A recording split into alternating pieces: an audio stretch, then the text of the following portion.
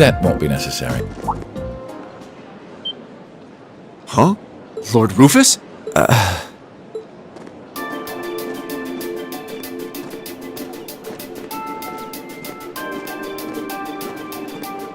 Rufus? What? My beloved brother, it's a pleasure to see you again. To think it's been 3 months. Where did the time go? I wasn't expecting to reunite with you so soon, but I'm delighted to have the opportunity. As am I. You seem well. I take it these are your fellow members of Class 7? Yes, that's correct. You know about us? Of course. I've read all about you in my brother's letters.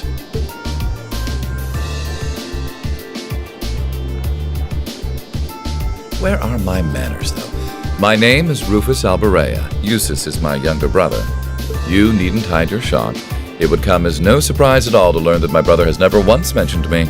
He is, after all, quite easily embarrassed. That's not... He's being toyed with. I can hardly believe my ears. What happened to the arrogant young upstart we've come to know and mostly tolerate? But I digress. This is no time for idle chatter. I came to escort you to your lodgings for the weekend. Wait, you don't mean... The car is parked outside. Welcome to the verdant city of Bereahard. I hope you enjoy your stay, ladies and gentlemen of Class 7.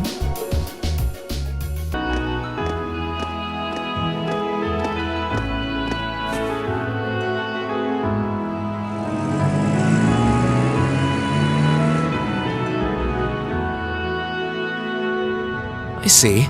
So the one responsible for selecting our tasks this time around was... Indeed. I selected them on behalf of my father. Allow me to present you with this. Thank you. It really is a fascinating coincidence. I never imagined my younger brother would become classmates with the son of Lord Schwarzer. Huh? You know my father? Certainly. Baron Theo Schwarzer is an old acquaintance of mine. Many years ago, I accompanied him to a falconry competition held in the suburbs of Heimdall. He taught me much about the practice and its etiquette. Why, that must have been 10 years ago now. Is he doing well these days? Yes, he's quite well, and still just as fond of hunting as ever. Splendid, splendid. And you must be the son of Governor Regnitz, no? That's correct. I'm surprised you knew. Indeed. I encounter him quite often when taking care of official matters in the capital. Though our positions may be different, he has given me excellent advice in the past.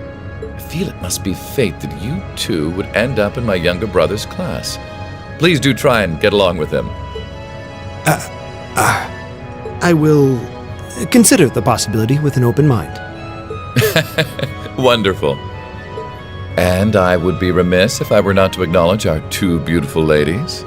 No doubt your presence brings a touch of elegance to my younger brother's academic life. Oh, I'm honored you would say so. It's nothing like that. Can we please stop discussing me? And when you say lodgings, you can't possibly be referring to...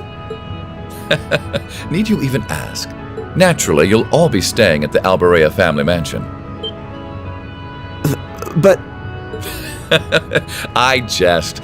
Father's instructions were that I should do with you as I wish. So, considering the circumstances of your visit, I've had a hotel room prepared. That way you'll be able to concentrate more easily on your field study, no? Oh, thank you. I truly appreciate it. I'm afraid we'll need to end our charming repartee here, however, for I can see your hotel coming into view now.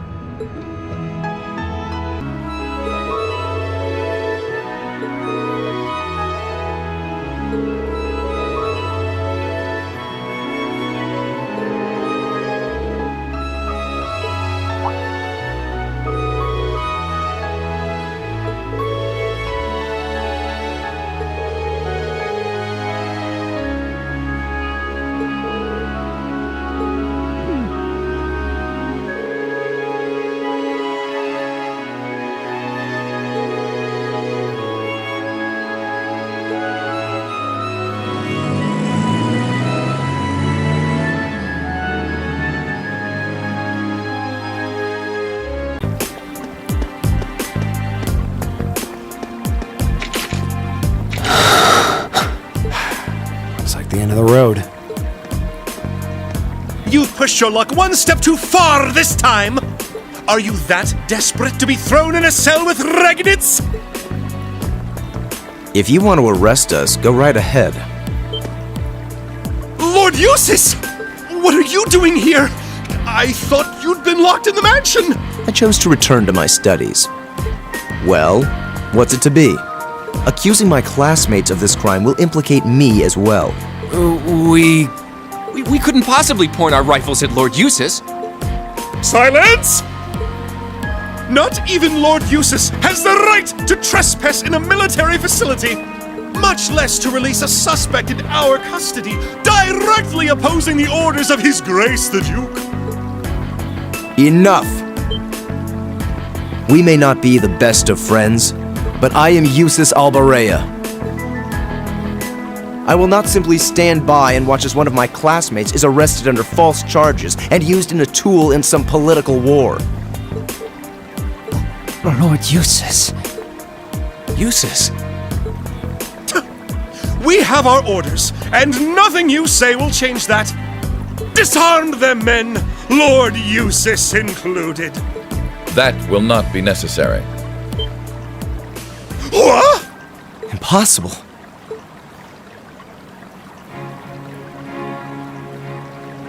Lord Rufus? Lord Rufus!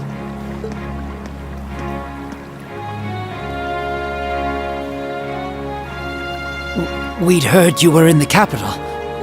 How? Why are you... I received a message from the Academy at noon today, and I returned by airship as quickly as I could. With your instructor. What? Looks like you've all done a fine job.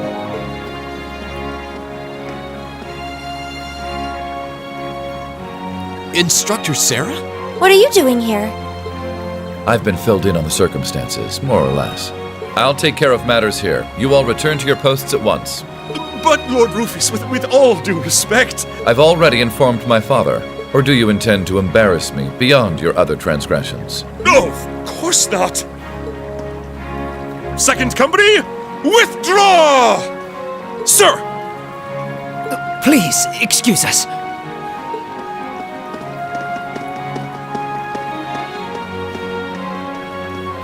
Oh my.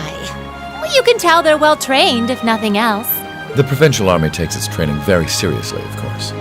Though I resent the mere notion that it could be misused so grievously. I'm sure you do. So, what brings you here, Instructor? Your timing is a little too convenient. Did you come after receiving word from the Provincial Army? Nope. I actually heard about what was happening a little earlier from a friend of mine. As soon as the news reached my ears, I shot to my feet and got right in contact with the director here. And he was kind enough to give me a ride on his airship back from the capital.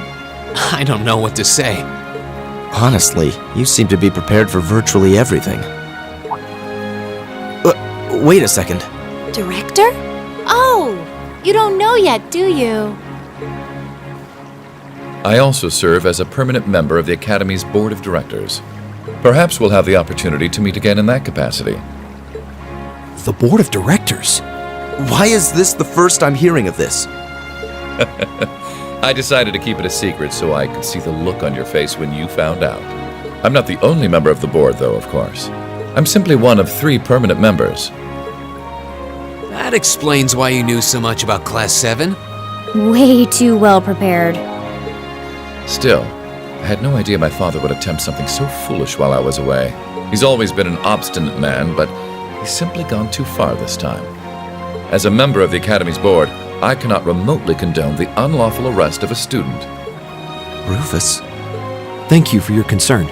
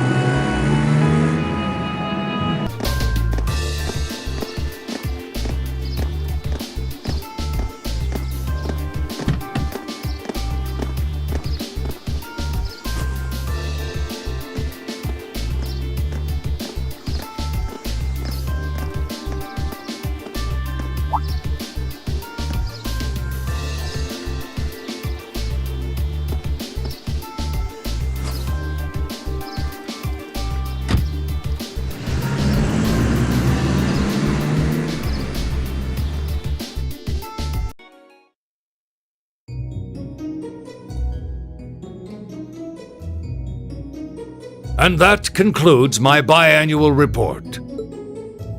Good, good. It seems the Academy is running like a well-oiled machine.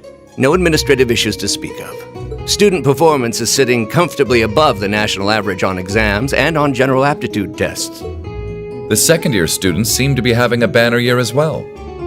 The Student Council president, in particular, has built up an outstanding array of extracurricular achievements.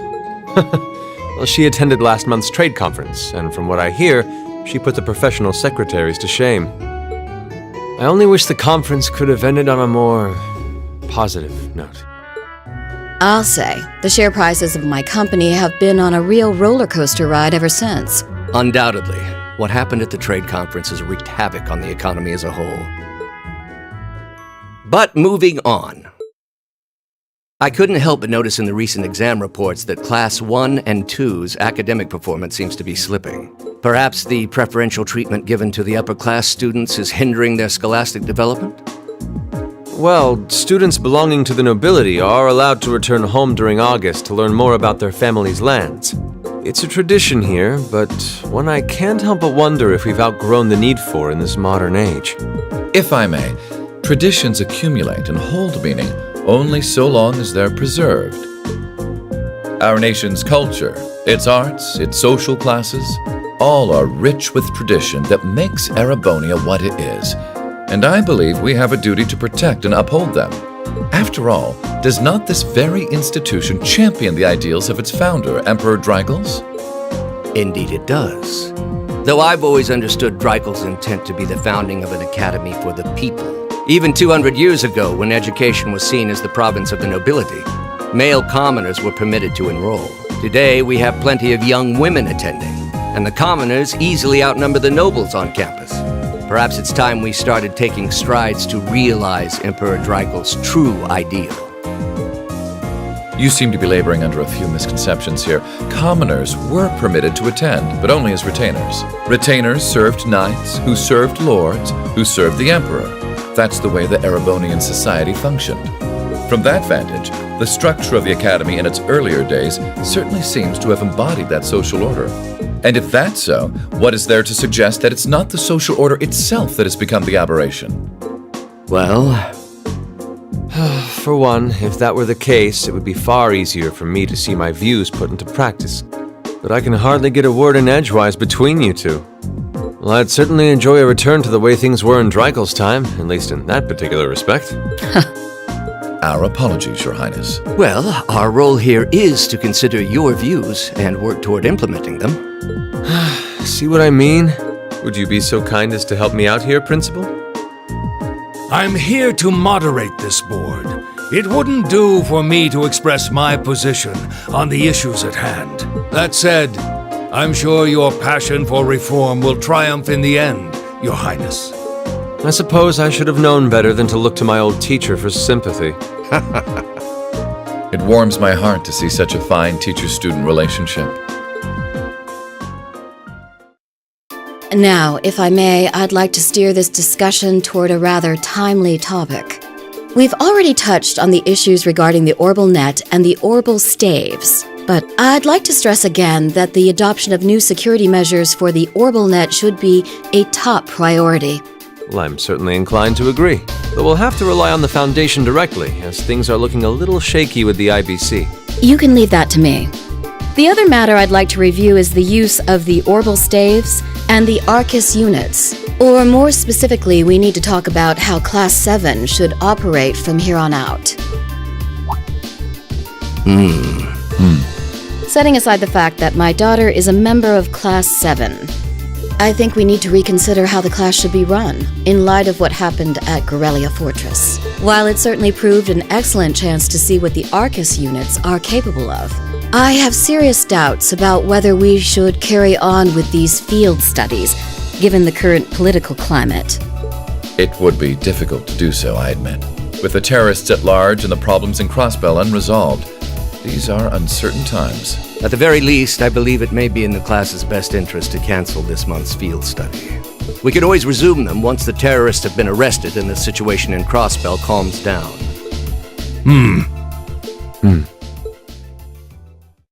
Arise, O youth, and become the foundation of the world. I'm sure you all recognize the words of Emperor Dreikels. They become something of a school motto here. It's my belief that Class 7's actions at Gorelia Fortress perfectly embody the spirit of that directive. They stood together to stop a tragedy in the making and, in a sense, protected the foundation of our world. No one ordered them to do it. They took action of their own free will, because they knew in their hearts what was right. Some might call it recklessness. Some may think it rash. Some may even venture to call it hubris. However, as chairman of this academy, I'm incredibly proud of what the brave young men and women of Class 7 achieved. Your Highness. Troubled times may lay in store for Erebonia, and for the entire continent in the months and years to come. But I believe that makes something like Class 7's field studies all the more significant. The experiences they're having now will help them find the strength and the means to press on through adversity. I can't be the only one who feels this way, can I? They do seem to be showing remarkable growth. That much is true. Although I have no idea how much my daughter is really capable of, immature as she is. I could say the same of my hothead of a son. I do wonder about my brother sometimes. However, it does seem that enrolling at this academy has helped him start breaking out of his shell.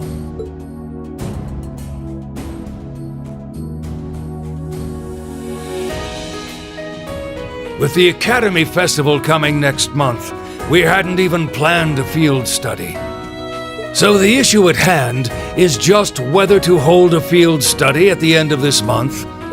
I'd like to ask those in favor of going ahead with this month's field study to please raise their hands.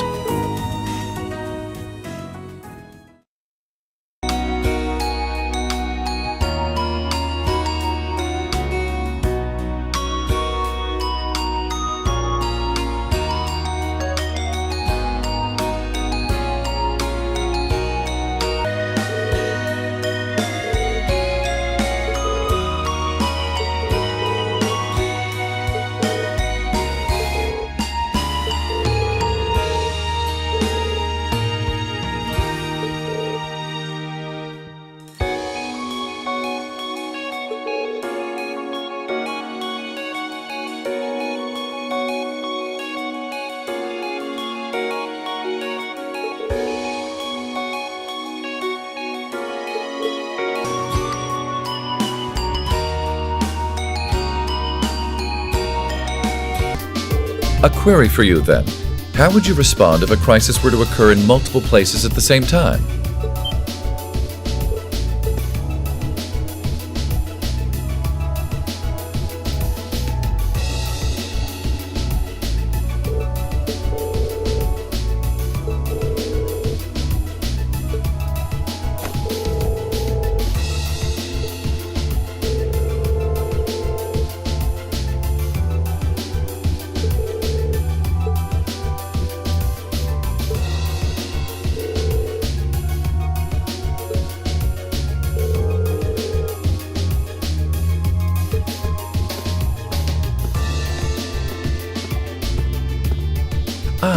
Captain Claire Revelt, I presume?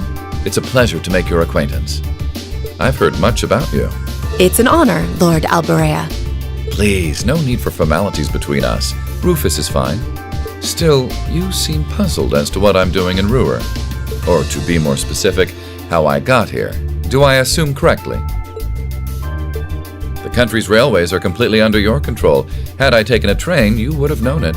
And yet, there are no signs I passed through Ruhr Airport either.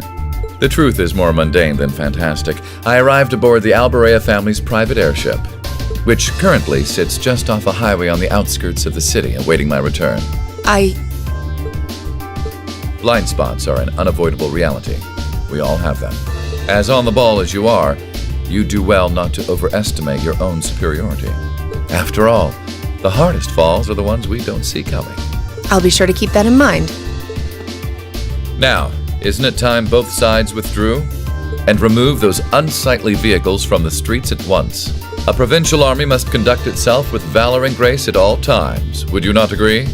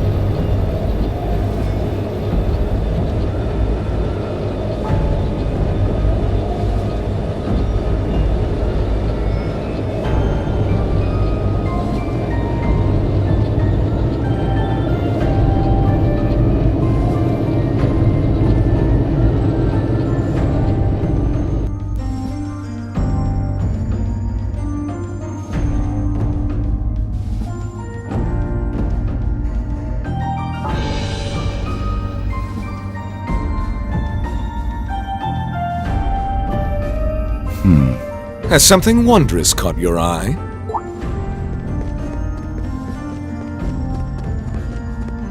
Well, if it isn't Duke Cayenne and the Azure Chevalier.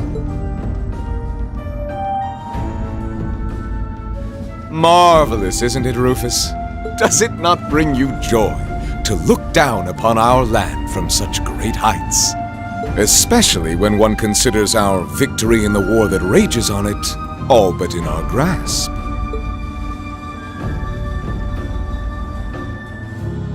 I'm afraid I have far too much on my mind at the moment to take in such pleasures. But the war is indeed raging on, just as you say. And with every day that passes, I worry more for the people of my father's province caught up in it. So young, and yet you've already adopted such a delightful perspective. It's clear to me now why your father holds you in such high esteem. Had I a son like you, then I too would take notice of the achievements you've curried in the war thus far. You flatter me, sir. Green though I may be, I intend to do all in my power to carry out your will as Supreme Commander of the Noble Alliance. Please! I am Supreme Commander, yes, but I wouldn't permit merely anyone to take the position of Chief of Staff. Rest assured, you have earned my favor. We are both equally burdened to guide this conflict to a swift conclusion, all for the good of the common people who suffer from it. If only they understood the lengths we go to for them.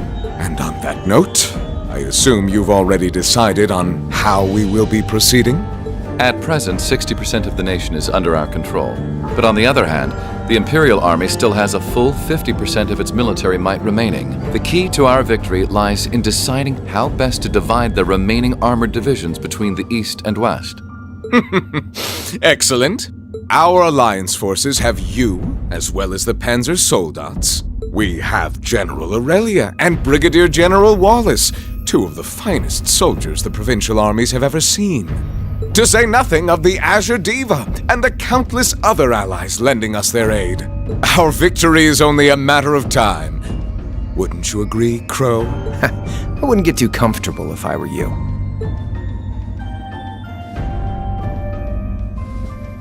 Just so we're on the same page here, Divine Knights aren't omnipotent or anything. Ordine isn't going to be wiping fortresses like Corellia off the map in an instant the way Crossbell's Ion did. They're not that mind-bogglingly powerful, sorry to say. Come now, Crow. You're so modest. Well, no matter. We needn't concern ourselves with Crossbell for the present. Gilead Osborne has fallen. No longer will we be plagued by that detestable man and his foolish ideals. However, his loathsome legacy still lives on. This great nation has been filled with undesirable pollutants as a result of him and his followers.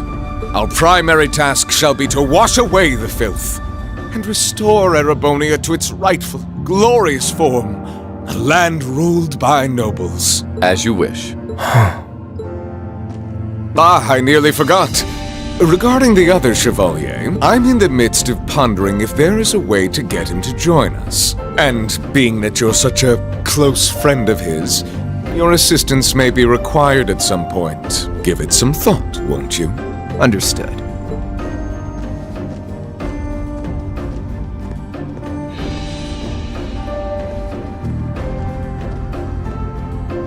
You don't think it'll be quite as easy as our friend the Duke does, do you? I can see it written all over your face. Afraid not. The army isn't the only thing we need to worry about. Not with the RMP and the intelligence division at large. Then there's the fact we couldn't catch the Crimson Wings. Whatever other potential threats piling up on the side. Plus, you know, your brother's out there too. It's way too early to be getting cocky. My brother is no less a son of the House of Albarea. I'm expecting him to show me the best he can muster, and I don't doubt he'll come at me with everything he's got. But ultimately...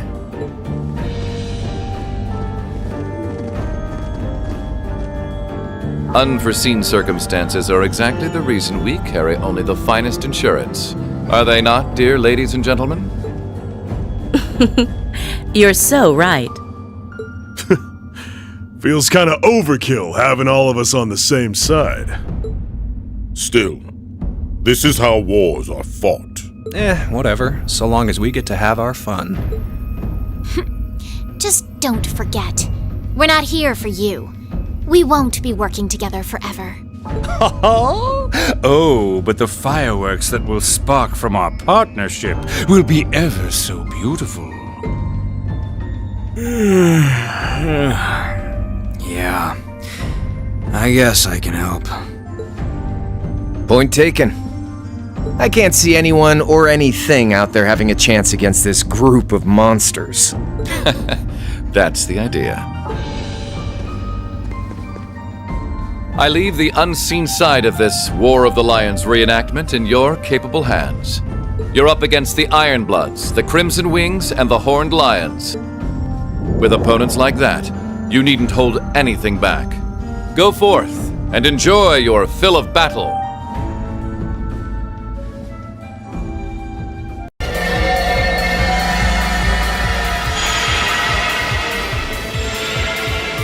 Rufus! I'm pleased to see you all again, ladies and gentlemen of Class 7.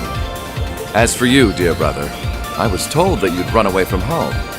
It does my heart good to see you safe and sound. So, you've finally gathered up the will to make the difficult choices life set at your feet, I presume. Even if those choices place you in my line of fire? Yes, I have. I can't believe he's shown up too. The Noble Alliance is pulling out all the stops to finally get rid of us, aren't they? Do they really stand a chance? Well, they're putting up a good fight so far, but... Yeah, it's not looking good. They're outnumbered for one thing. Then it's time we lent them our aid. Agreed! Weapons at the ready, guys! Always in a rush, aren't you? Stay right where you are. I'll serve as your opponent today. You will? Trying to stop us from joining in? I'd rather our intrusion cause as little inconvenience as possible for the people of this village.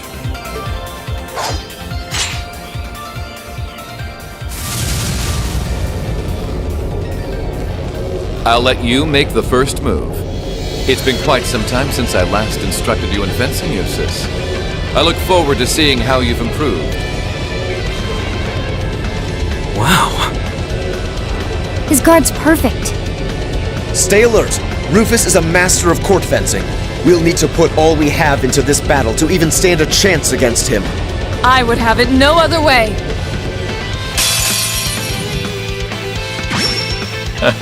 Show me what you're capable of. My turn. Know your place.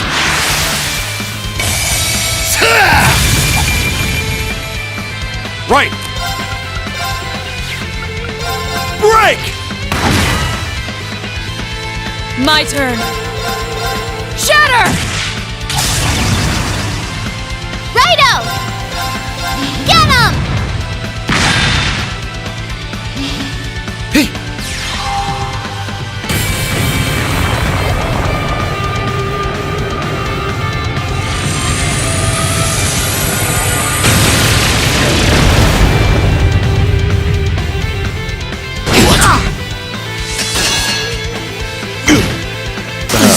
This can't be happening.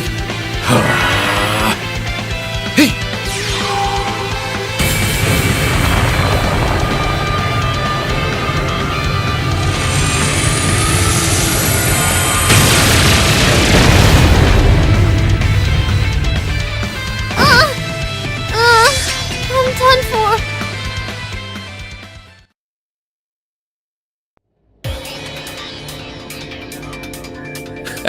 Well, I won't deny that was an entertaining diversion. But you'd do well to intensify your training regimen if you hope to best me. How is he so strong? He didn't stand a chance. He might even be stronger than Sarah. It seems the time has come for us to part ways once again. But remember this, you're an Albarea. There is power and dignity in that name, to whatever end you would use it. I want you to prove that the convictions you cling to are worthy of your loyalty. Not for my benefit, but for yours. Wait! Lord Rufus! Well met, Lord Schwarzer. It's a pleasure to see you again. Allow me to extend my apologies for the harm my father visited upon this town and its people. Never mind that. What do you intend to do with my son? And what is a promising young man like yourself? We're simply going to borrow young Reen for a short while. There's nothing to worry about. I'm a busy man these days, though, so for now, I bid you adieu.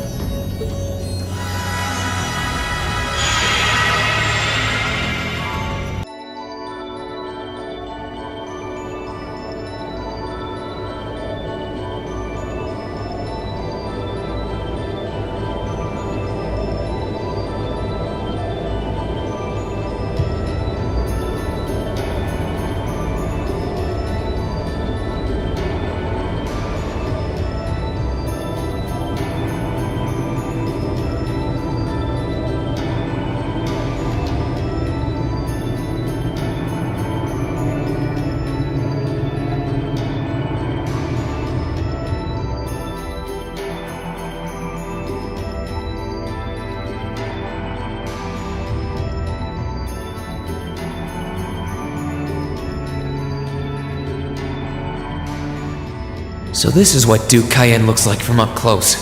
It's hard to believe that I've ended up in the same room as the leader of the Noble Alliance.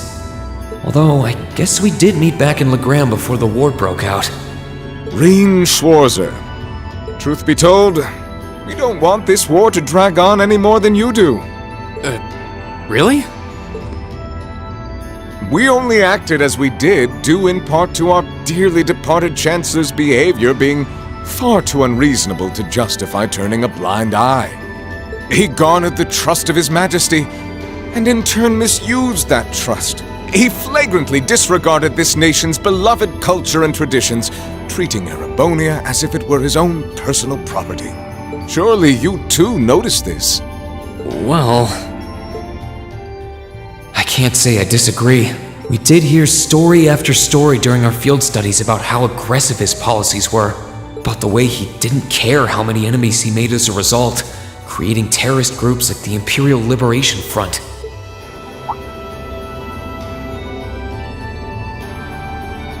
But as I said, the cause of our nation's ills is now gone. Now, all that remains is to turn back the hands of time just a touch, and the good old days of the Empire will be upon us once more. The key to this bright future lies in putting aside our differences and joining hands. Am I wrong? I'm afraid that yes, you are. Do you honestly believe that people can so easily put aside their differences after all the Alliance has done? You occupied Heimdall and effectively took every one of its citizens hostage, imprisoned the Imperial family. And let's not forget how you're now in league with the enemy nation responsible for the destruction of Gorelia Fortress. After all that, the Imperial army would never bow their heads to the likes of you, even if the rest of the population did. My word, I'm afraid there's been a terrible misunderstanding.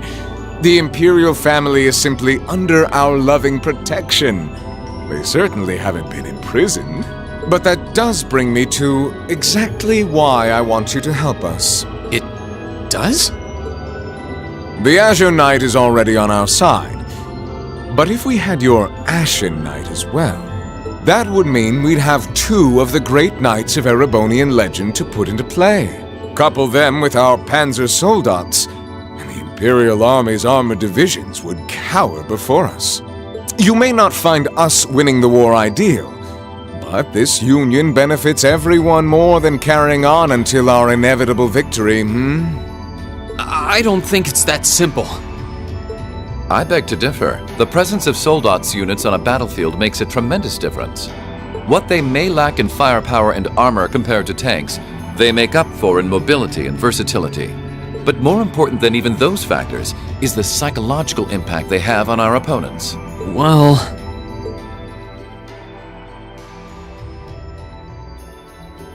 we're only human. As such, we are as captivated as we are terrified of giant beings bearing human form. And if that holds true even for mass-produced soldats made with modern technology, it will be all the more true for the divine knights of legend you and Crow possess. Can't argue with that logic. I will say it once more.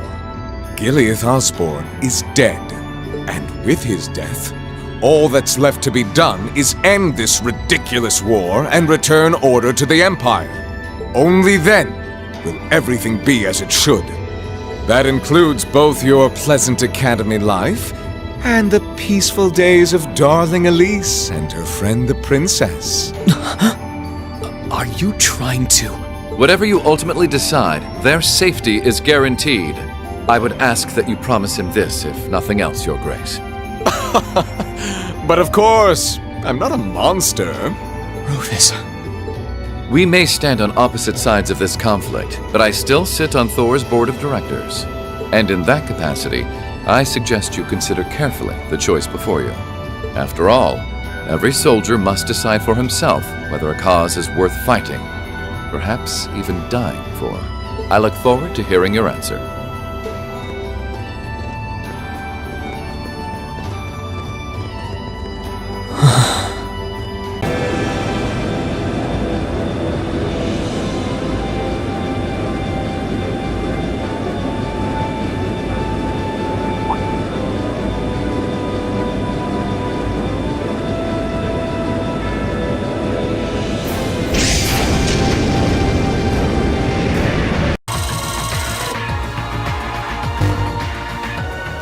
It's a pleasure to see you all again, especially you, my dear brother.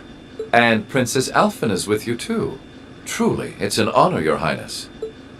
Rufus! Goodness! Why are you calling us? I apologize for calling so abruptly. Rest assured, I have no intention of attacking or otherwise harming you. I'm calling because there is information of which I'd like to make you aware. Due to the rather sensitive nature of my message, this feed is a private communique from my personal airship. What could you possibly have to tell us? Does this concern Keldic by any chance? It does indeed. I imagine all of you have seen what befell the town yourselves. The attack on Keldic was instigated by Duke Albarea alone.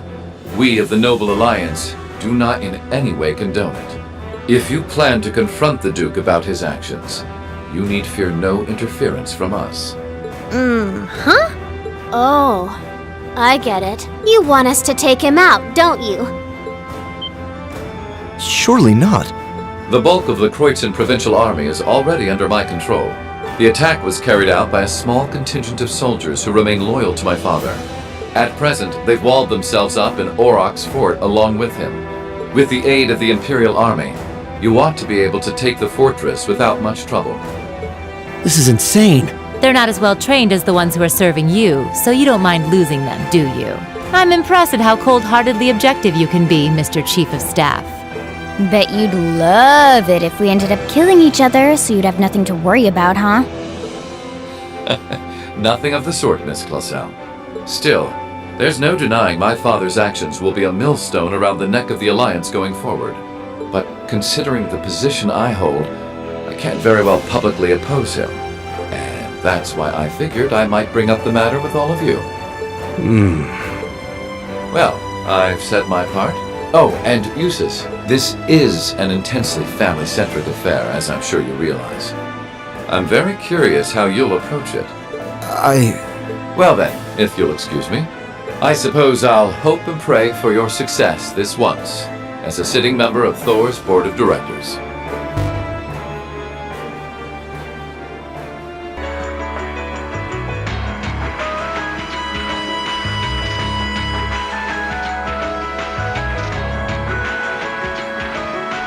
Excuse us, Lord Rufus.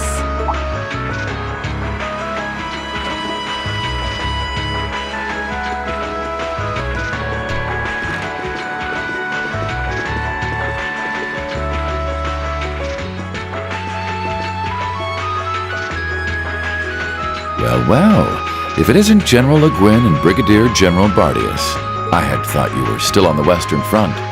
Might I ask what brings you here? Do you even need to ask?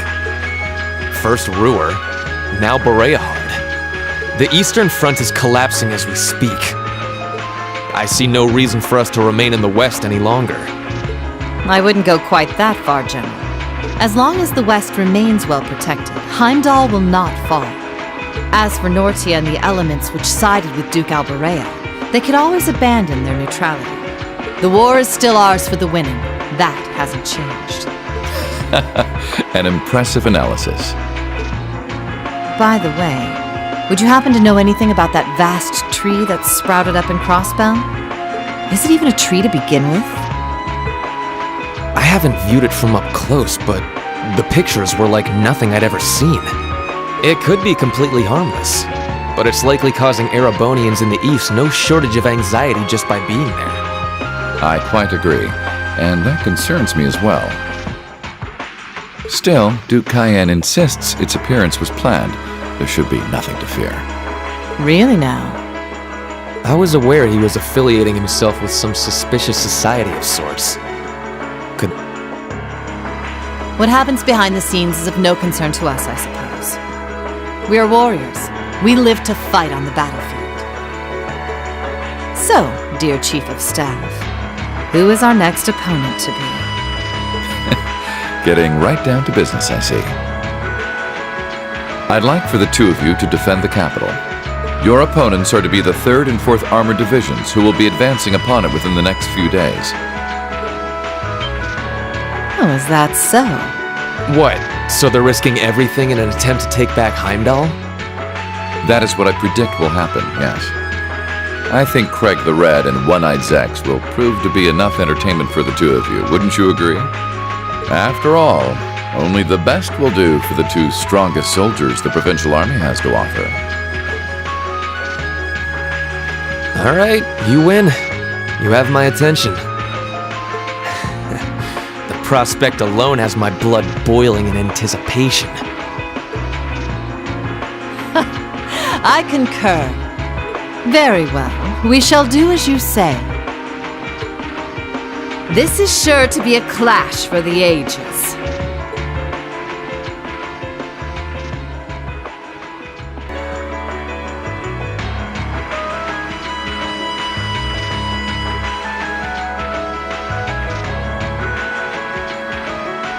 Excuse us, Lord Rufus.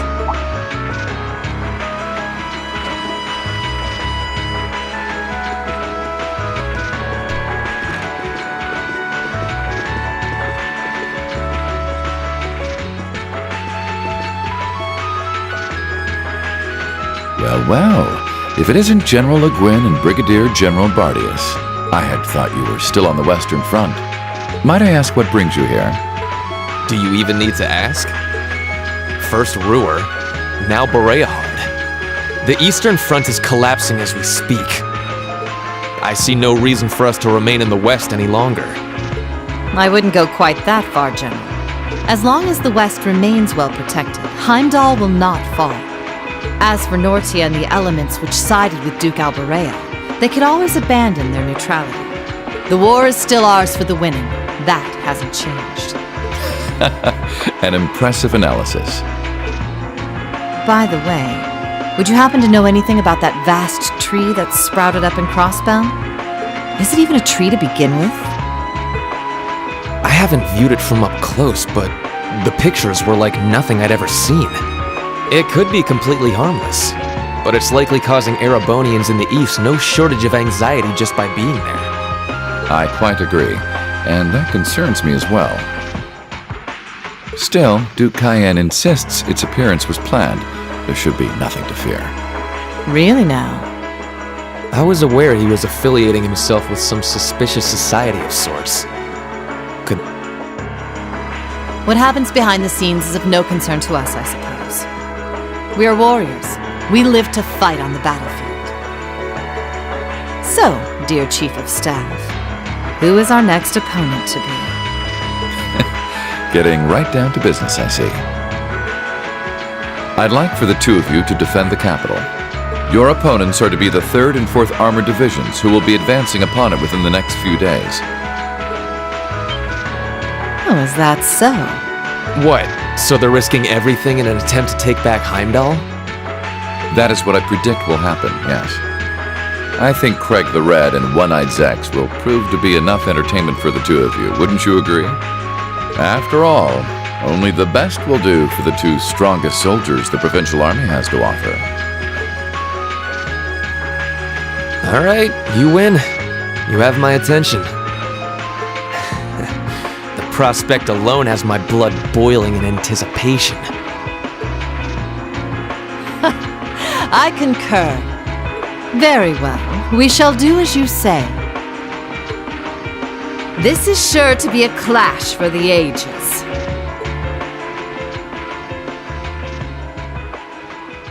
As a rightful descendant of the Guardians of the Blaze, I offer unto you this song of exaltation.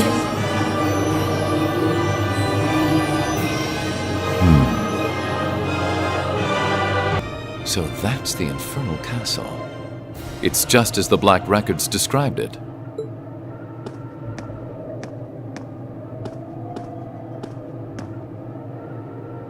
But this time, only the Ashen awoke to do battle with the Azure.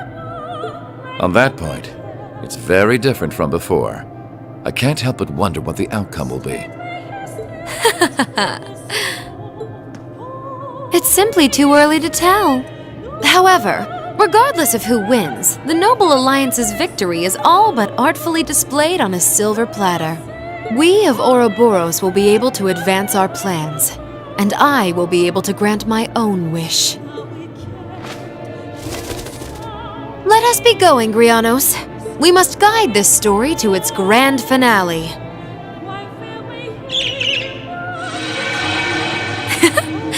Would you care to accompany us, Your Excellency? If you come, I would be most delighted to prepare you a special seat. A tempting offer, to be sure, but I'm afraid I'll have to decline. I'll leave the unseen side of this war to you and Duke Cayenne. I'm content to keep watch over the public face of it, whatever ends up coming to pass. How very cold. Well then, I bid you adieu.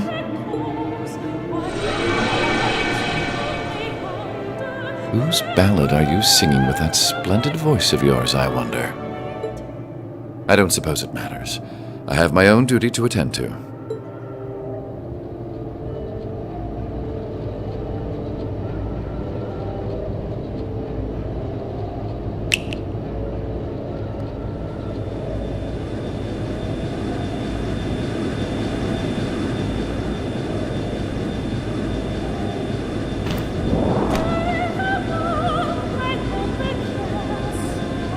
Lord Rufus! What are you... And what is that giant castle? What should I have the ship do? You needn't concern yourself with the castle. Leave that to me. Focus on our aerial defense as I instructed. The Crimson Wings will grace these skies soon enough, and I want you to be ready for them.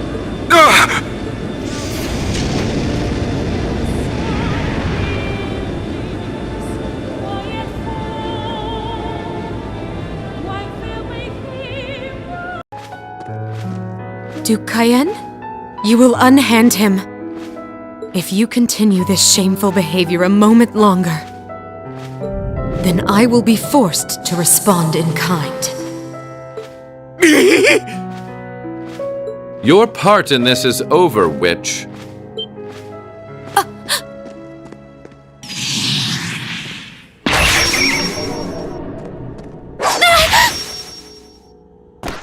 Vita! Grianos?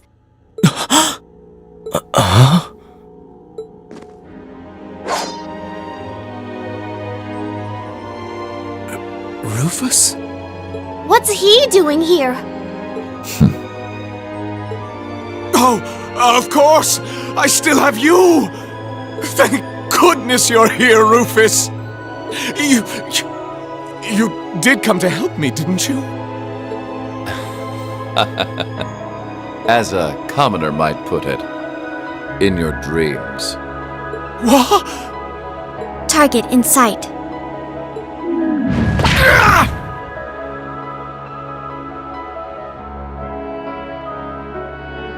What are you? Target restrained.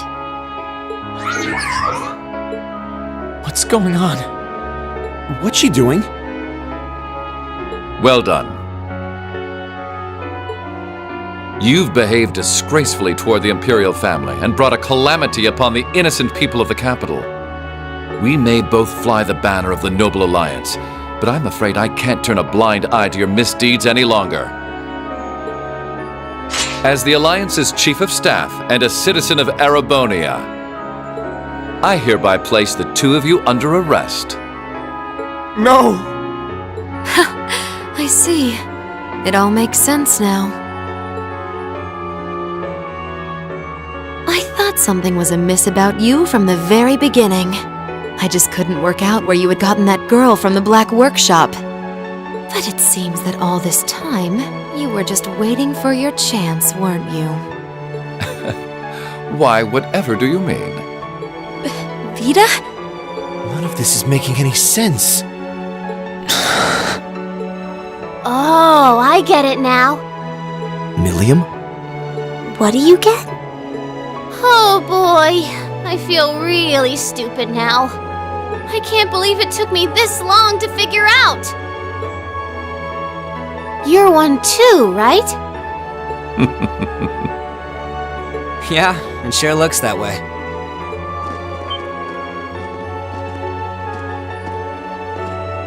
Thank you for rescuing His Highness. Yeah, sounds like things were a real mess in here. Captain Claire? Captain Arundel? Wait, then... Now I get it. It can't be. All this time, you were an Ironblood? The group's primary member, in fact. Though that secret was, until very recently, kept between myself and His Excellency the Chancellor. The others knew there was a primary member, but were never told who it was. Pretty much what he said. You should have seen my face when I found out earlier. Wow, even you couldn't figure it out?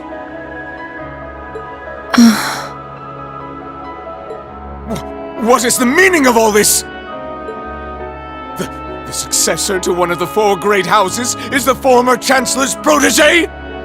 Why? Your high position in the Noble Alliance was secured. It was only a matter of time before you became the next Duke Albarea. Why reveal this now? What could you possibly have to gain from professing your allegiance to a dead man?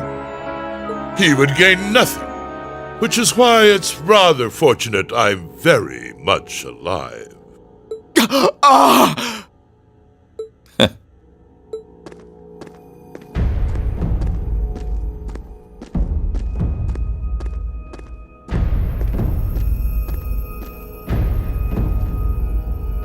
No!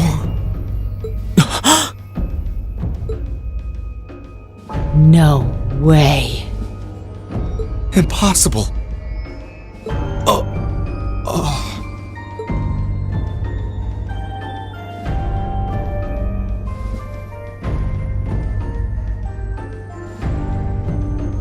Gramps? I'm pleased to see you again, Milliam. Greetings to you as well, Class 7, and to your esteemed instructor, and to you, Your Grace. You! How are you still alive? How indeed? Perhaps the years have dimmed your eyesight, or perhaps I had a body double. Whatever the truth may be, I think that's the least of your worries right now.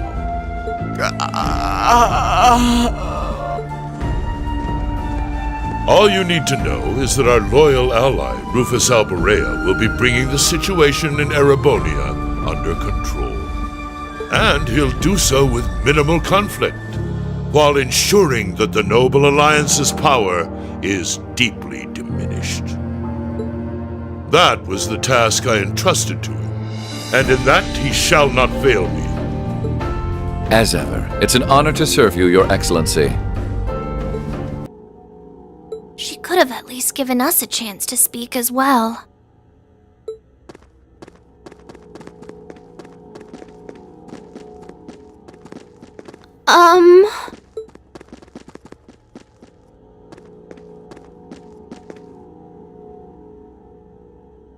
You've all done excellent work. Icy Maiden, White Rabbit, Scarecrow, and you, Jade. Thank you, Your Excellency. I'm overjoyed to see that you're alive. Can't say I honestly thought you were dead in the first place. Well, if anyone could survive being shot through the chest, it'd be you, so I did wonder. I don't imagine you intend to reveal your secret to cheating death, do you? And rob you of such a splendid conundrum to puzzle over. This castle will return to its original form within a few hours, but our work is far from over. I'll be giving all of you new assignments. As always, I expect only the best from each of you. Yes, Your Excellency.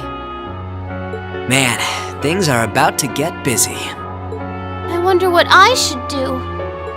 Rufus, I want the situation here resolved within the week. As soon as you have things under control, move forward with the occupation of Crossbell. What? With pleasure, Your Excellency.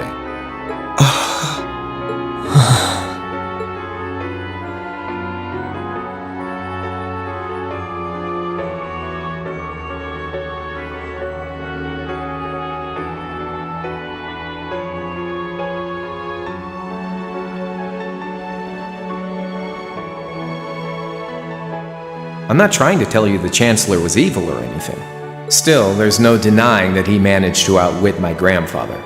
I'd say it's fairly normal for a student to want to avenge his master's defeat, wouldn't you?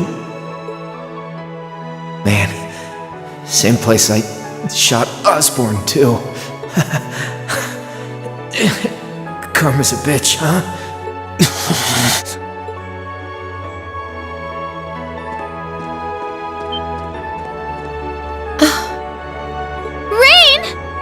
Here we go.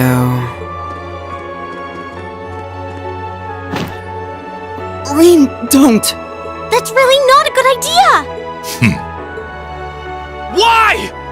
Why are you still alive? Crow shot you! You're supposed to be dead!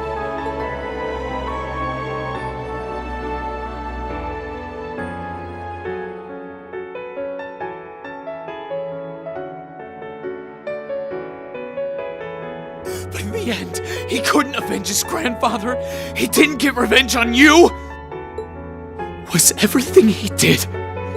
Was his whole life for nothing? Rain. Rain. That's enough. Just as you have your reasons that guide your actions, so too does His Excellency. And I believe you factor into those reasons more than you might think. What?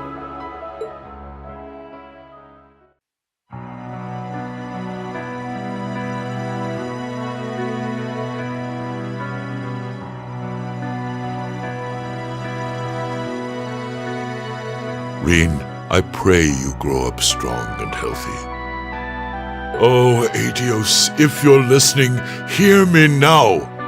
Please allow this child.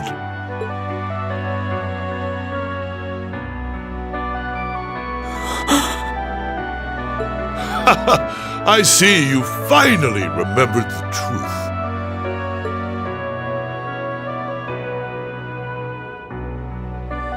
I'm glad to finally see you again, my son. You've grown into a fine young man. Indeed, the Empire will soon know of the Ashen Chevalier, the hero whose brave deeds allowed us to reclaim the capital.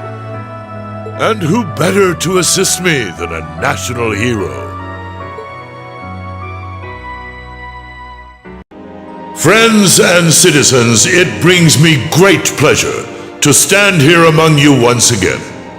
But even in the midst of such gladness, the specter of the harm Crossbell has visited upon the Empire lingers still.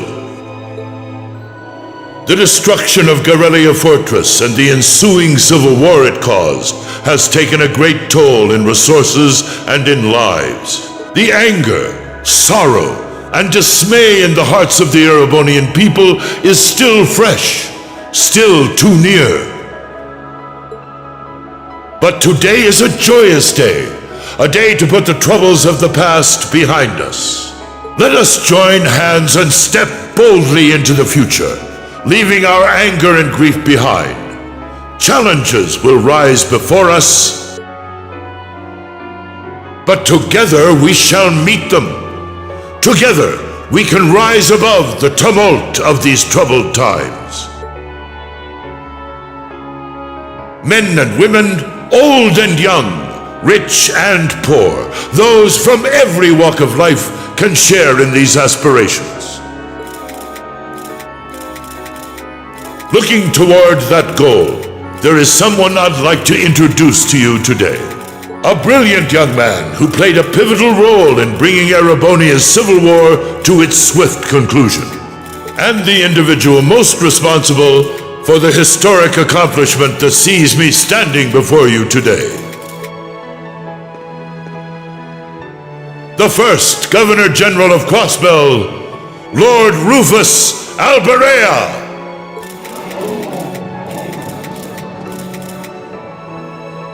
Greetings, friends. It truly lifts my spirits to be here among you. I'm honored to have been entrusted with the profound responsibility of acting as Crossbell's first Governor General. As I'm sure you're all aware, the division between the nobility and the common people is a long-standing part of Erebonian life. Personally, I stand in support of our class system, but I fully expect that one day it will fade away. After all, if each citizen of the Empire conducts themselves with the courage, dignity, and grace expected of a noble, then what difference would remain between myself and any of you? As I hope for that day, allow me to speak not only as your Governor General, but as an individual when I say, in the name of His Imperial Majesty, Emperor Eugene III, I hereby proclaim the annexation of Crossbell into the Erebonian Empire. May the goddess above stand witness, and may she forever bless Erebonia and Crossbell with the light of prosperity.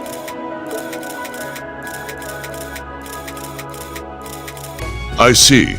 For both the main and branch campuses? Yes, their first day ended without incident. Class 7 Special Operations, Class 8 Combat Tactics, and Class 9 Military Finance have all been established. Man, oh man, just when I thought we finally shoved that beast in a cage, Erebonia's #1 sweetheart just had to show up wanting to be an instructor. Indeed. Between them and a certain capable young woman, there's far more talent there than one would ever expect from a trash bin. Perhaps there wasn't a need to send him there from Crossbell so soon after all. Who do you think you're fooling? We all know why you really sent him. But whatever, a powerhouse like him will come in handy. I'm not sure this is appropriate. In any event, the wheels are now in motion. With Northumbria's annexation, every bush those serpents would dare hide in has been burned to ash. They have no choice left but to try and reclaim their master's plan. As for the branch campus, that pitiful final act of rebellion from a prince who's lost his blade and his wings.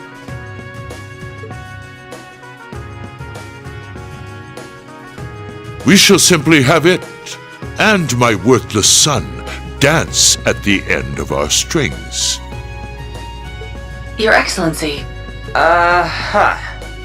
Laying it on kinda thick, don't you think?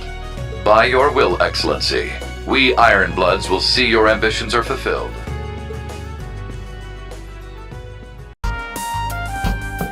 Pardon us, Governor General. Ah, yes. Do come in.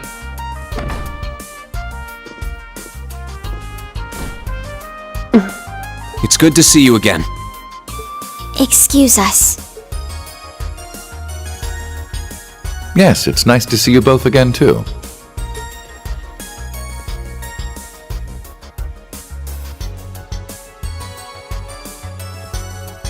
Though I think it's my first time meeting the other two. I am the Governor General of the province of Crossbell, Rufus Albarea. It's a pleasure to meet the new Class 7 of Thor's branch campus.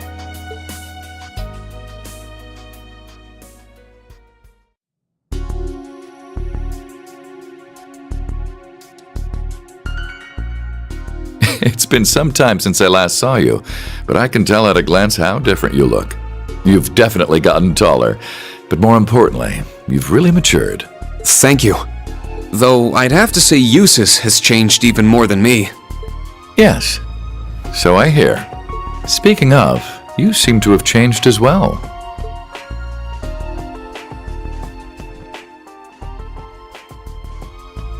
And you haven't changed at all, Governor General. My height is approximately the same as it's always been. Allie! So tactless.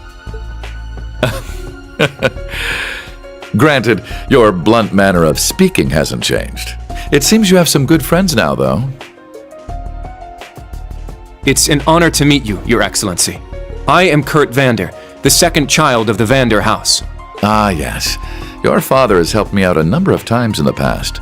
It's unfortunate you didn't join the main campus, but I'm sure there are valuable opportunities to be had at the branch campus as well. Thank you. And you are... Una Crawford. Originally from the Crossbell Military Police Academy. I transferred to Thor's branch campus. Oh, I've heard about you. You're acquainted with First Lieutenant Orlando and Second Lieutenant Seeker, correct? Further, Major Revelt was the one who recommended you to the Academy. I'm sure you've gone through much lately, but I think you'll find your new school to be a good match for you. I believe it is a good blend of the perspectives of both Erebonia and Crossbell. Yes, I'll do my best.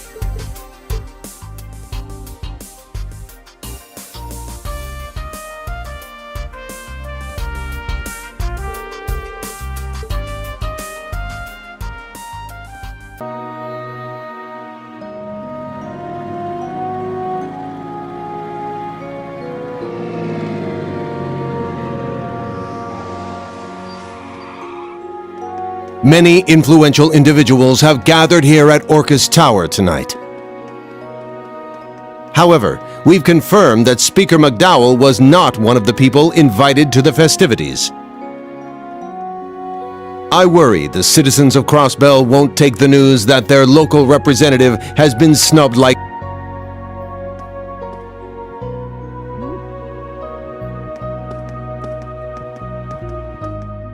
Pardon us for that. The views and opinions just expressed are not endorsed by this news channel.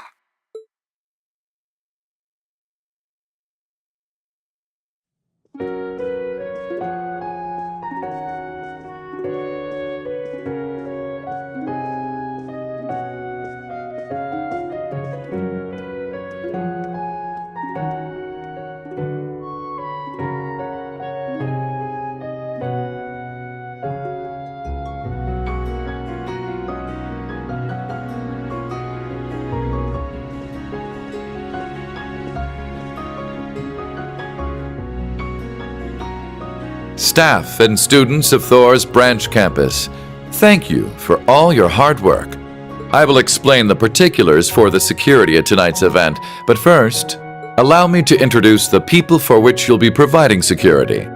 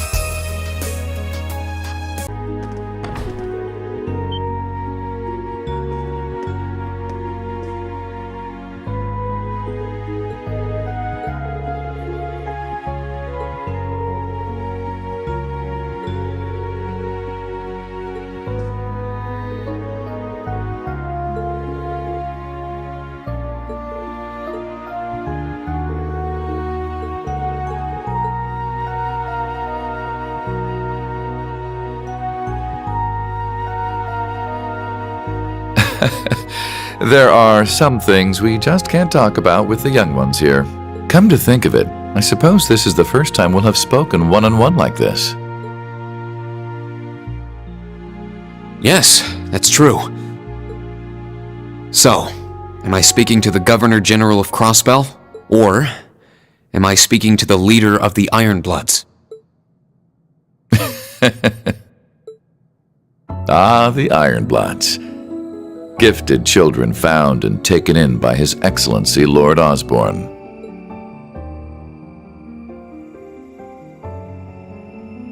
Mostly the latter, to answer your question. But you forget, I'm also a former member of the Thor's Board of Directors. At the same time, my younger brother is one of your classmates. I'm certain there is an abundance of topics we could discuss. If you need to leave a message for Eustace, I'll make sure he gets it. We'll be meeting up before too long. Ah, so you've already managed to meet with some of your other classmates. Not all of them, though, I suppose it must be difficult getting hold of Gaius and Instructor Valestine. How much does he know? I jest. Our time is short and better spent on topics besides my brother. What I wish to discuss is your rather fascinating lineage.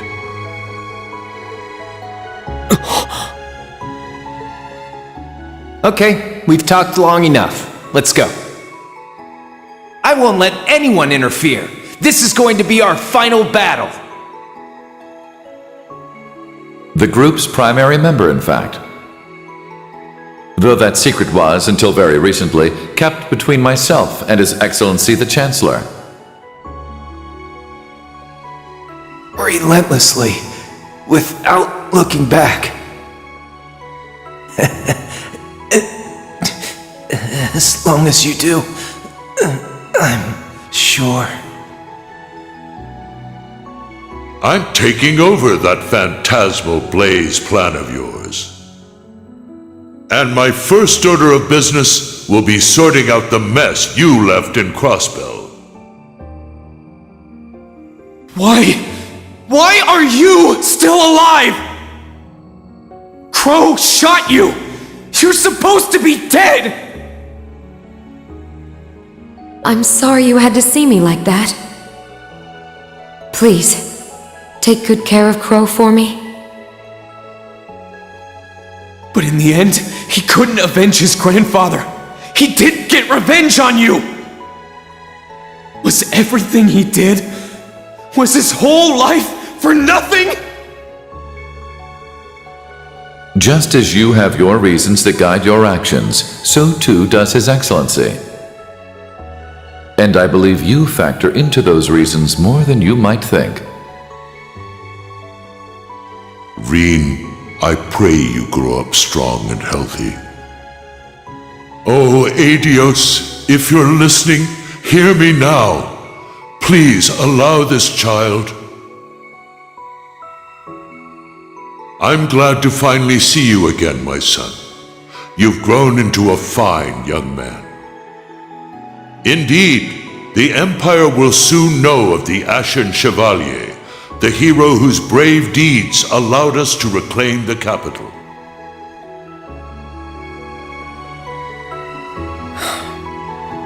Then, please tell me. As much as I wanted to ask while all that was happening a year and a half ago, I couldn't. What is the Black Workshop? And how were they able to create Millium and Altina? What is the Phantasmal Blaze plan that Chancellor Osborne took from the Society? And how did you become leader of the Ironbloods? My lord, it's nearly time.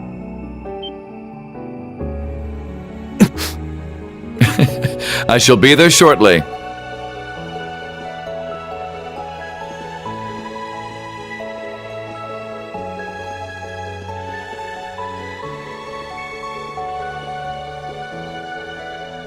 I can answer some of your questions.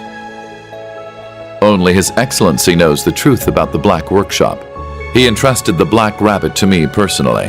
Second, I'm sure Claire, Lecter, and Millium don't know this, but it seems we're being tested.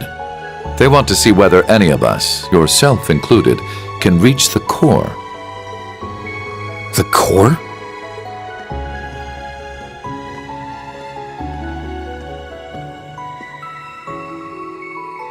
In regards to me being the leader of the Ironbloods, 12 years ago, I manipulated my father into sending a Jaeger Corps called Arngarm to attack His Excellency.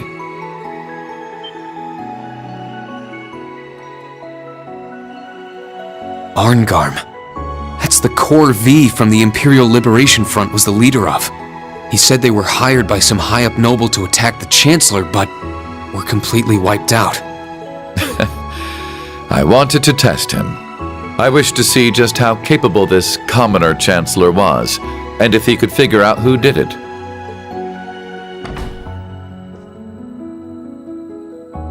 Then one day, when I was practicing falconry with your adoptive father, Baron Schwarzer, who should he introduce me to but His Excellency?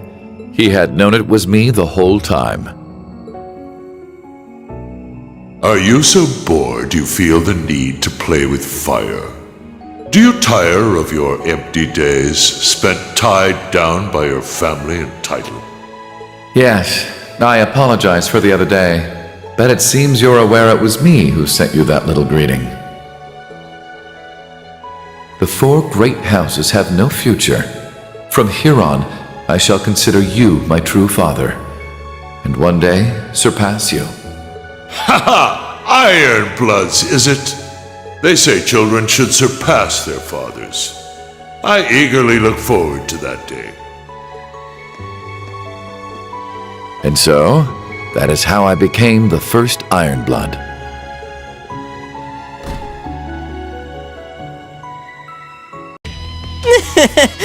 I'm guessing it's the Arnor blood. And over here, it seems we have the infamous Jade Rook. I haven't been called that in a while. As Governor General, this tower is under my jurisdiction. Surely your masters have taught you common courtesy, servants of Ouroboros? This really is getting rather fun! But I'm sorry to say our time is up. Would have liked to fight you, but looks like we didn't get the ones we wanted. Besides, today was just the pre-show. I believe they're a bit tied up at the moment, courtesy of His Excellency, the Governor General. Huh? Wait, Mishlam is blockaded, so does that mean... The blockade wasn't to stop them from entering Mishlam. It's to keep them from leaving. So they're keeping everyone affiliated with the SSS penned up in Mishlam.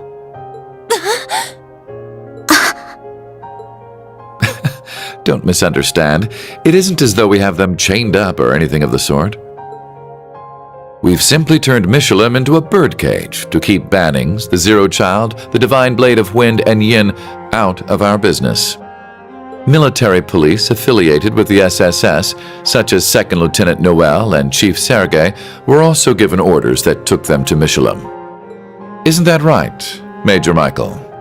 Yes, including Speaker McDowell and his granddaughter. How could you? Why? Why would you? Don't you get it? It's so they can't go and save the day! The Special Support Section, the heroes of the past, are now nothing more than a nuisance to the Empire! But they can't charge them with anything and lock them up, because that would anger all the dear little citizens. So they're just going to stop them from helping, making them slowly fade from people's minds until they're completely forgotten! Though in actuality, they could wipe those nobodies out at any time if they really wanted to.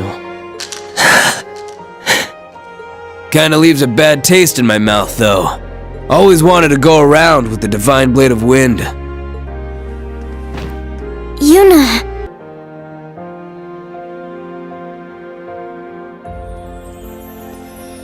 Well, the immediate threat has passed, but I suppose it's time for our hero to get to work. You... Why? Yuna? What are you... Why? Why are you all trying to take away our pride? You occupied us, dragged us into your war with Calvert, brought those horrible cannons into our country. And now our light, our one last hope. Give it back! Give us our Crossbell back! The free city where anyone could dream! Give it back!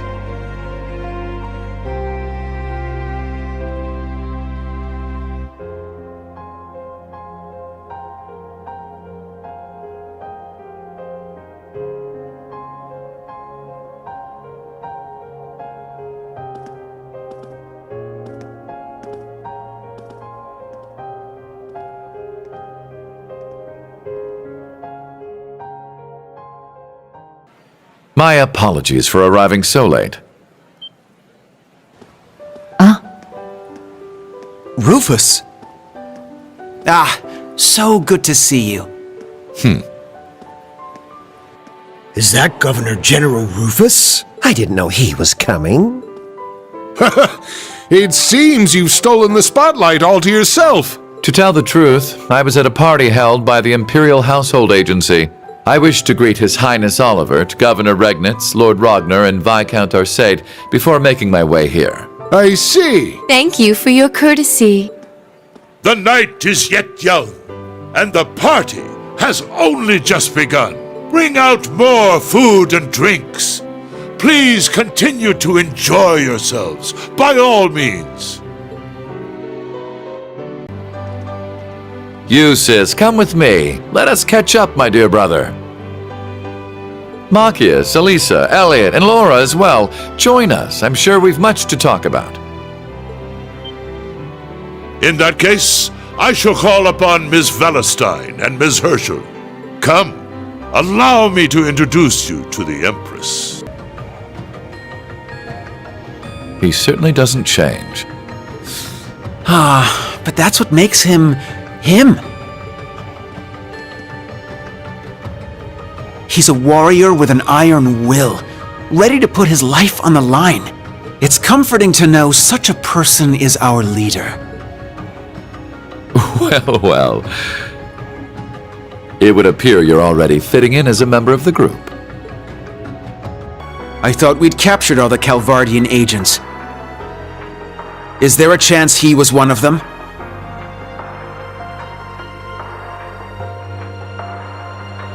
A Verne Company gun made with resin parts. It would not have been found by a metal detector. Unfortunately. I cannot deny the possibility.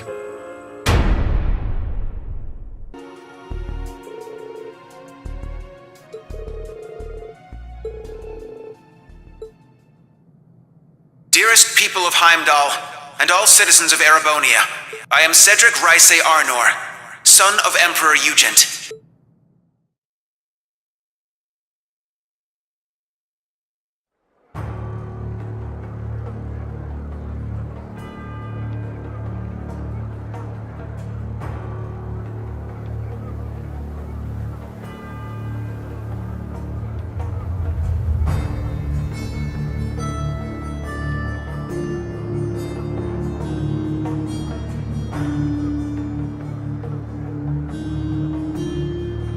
The Emperor yet remains in critical condition.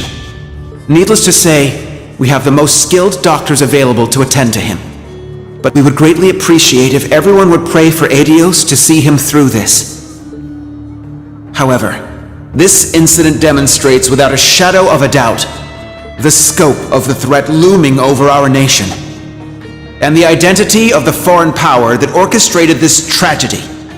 In my father's stead, as Crown Prince, I hereby entrust the fate of our nation to a man I'm sure you may all be familiar with, Chancellor Gileath Osborne.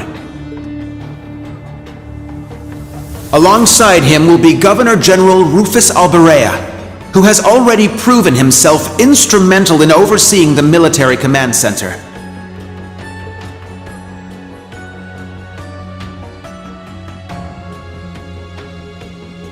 I am Rufus Albarea, interim representative during this period of martial law. We are still in the process of investigating the events that occurred at Valflame Palace. However, we have identified the weapon that was used.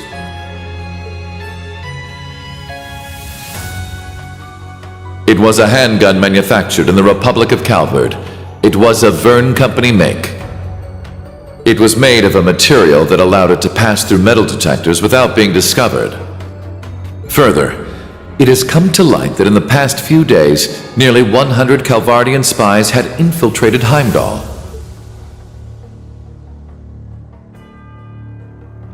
I am Gileath Osborne, Chancellor of the Empire of Erebonia.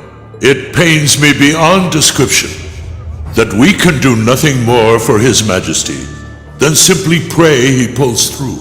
My inability to prevent this tragedy leaves me shaking with shame and regret.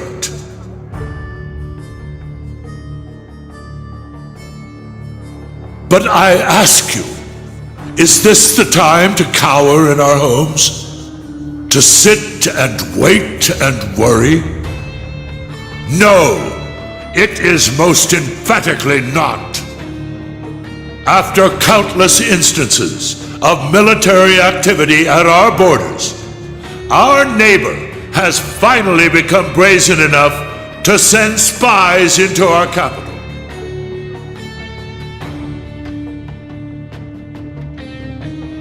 And now this. The message they have sent us is clear. For hundreds of years now, They have been a menace to our nation. But this is no less than a declaration of war. We can no longer ignore the threat at our eastern borders. The Republic of Calvert.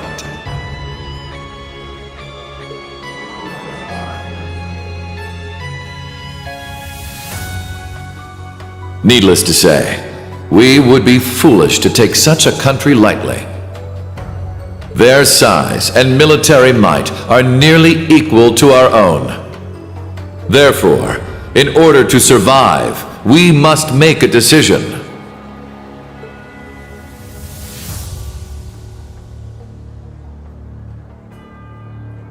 We must put aside the difference between noble and commoner, between individuals and organizations.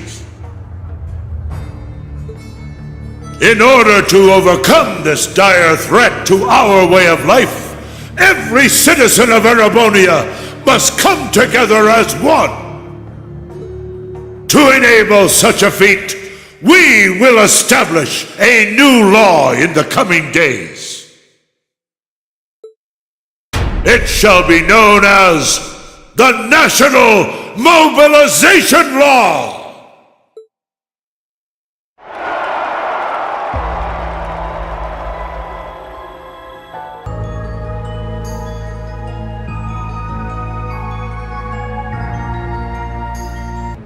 The Grawl of Erebos, just as the Black Records foretold. The crypt where the great power will be reborn. Reen. Eustace. Couldn't have guessed this is how my day would turn out when I woke up this morning. Let us begin. It is time. Chief of the Gnomes and head of the workshop, show me the way, Black Alberic.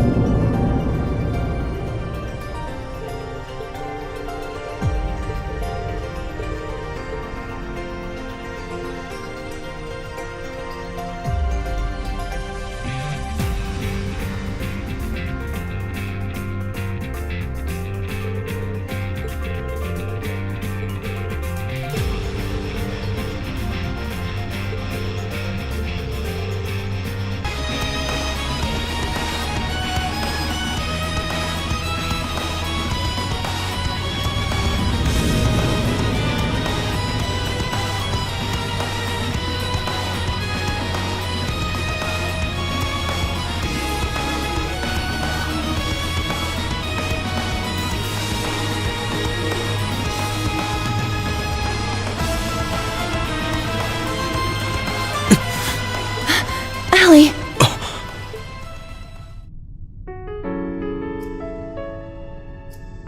Reen.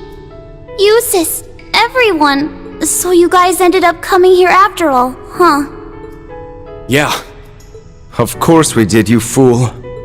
We didn't exactly have any other options. It's a shame Ash couldn't be with us, but everyone else from both the old and new Class 7 is here. It's weird. I'm happy, but sad. But happy, but also sad. But I've got my own reasons for being here. So... sorry. But I can't let you guys through. I see. That's fine. We'll force our way through if we have to. What about the rest of you? Rain. Sorry to disappoint, but I'm fresh out of witty remarks. I hope you don't think ill of us. We Ironbloods simply cannot oppose His Excellency. Though this whole situation is unfair, now that we know a piece of the truth, we cannot go against it. Seriously? Are you really trying to defend all this? One of our classmates was taken from us, and another manipulated into committing a serious tragedy. In what world do you think we'd possibly let you go after all that? You have matured indeed, members of the new Class 7. It really is too bad the other two couldn't join you here. How dare you! That's enough, Rufus. I can't understand why you're standing in our way. Your title of Governor General, the connections you've made with nobles and heads of state in other countries. Your success wasn't handed to you by the Chancellor. Most of your accomplishments were won by your hand alone. In that sense, you wield immense power, to the point where it may even rival the Chancellor's. So tell me, why don't you oppose this insane plan? Why do you continue to be an Ironblood? I don't care about the Albarea family name. You and I both know how foolish Father has been. But unlike me, you still have both parents. So why do you continue to admire that man as your father? I can understand why Milliam or the other two might, but...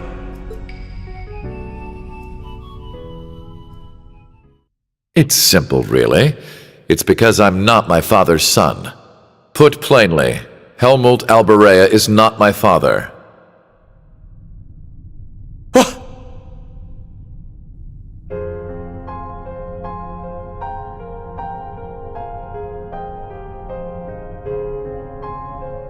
It isn't as though I don't have the Duke's blood in my veins, mind you.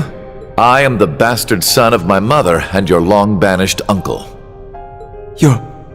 What? Needless to say, Father is well aware of this. In order to keep the family name from being tarnished, he treated me as his legitimate heir. All the while, keeping his true son at arm's length simply because of his commoner blood. If this is truly the way of the nobility, then I find nothing noble about it. Over time, I began to question the value of nobles to our country, in a different manner from how Machias or Prince Oliver did. It was then I met him, the man who ended the 100 Days' War, who restrained the 4 great houses, who rose from the ranks of commoners to Imperial Chancellor. He drove away the Jaeger Corps I hired to attack him, and instantly determined it was I who sent them. Are you so bored you feel the need to play with fire? Do you tire of your empty days spent tied down by your family and title? Ha ha! Ironbloods, is it? They say children should surpass their fathers. I eagerly look forward to that day. We may only be a replacement for the son he let go, but to me, Lecter, Claire, and Milliam, he is special. His unending charisma convinces you everything he does is the proper course of action. One could say we see him the way members of Ouroboros view their Grand Master. But enough talk. Let's begin. We won't be making this easy for you.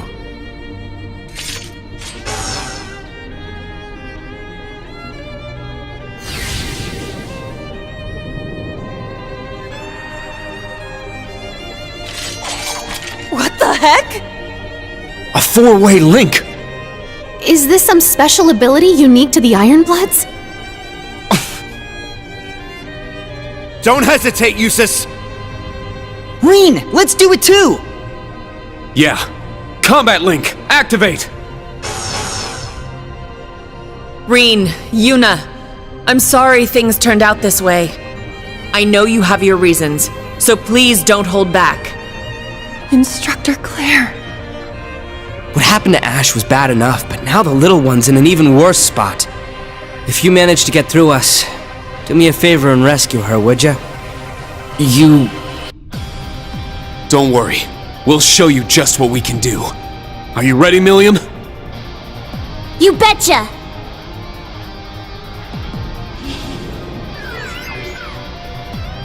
I'm not gonna go easy on you. Reen, Eustace, Machias, Elliot, you guys better not let up either. Of course we won't! Class 7 will reach its destination!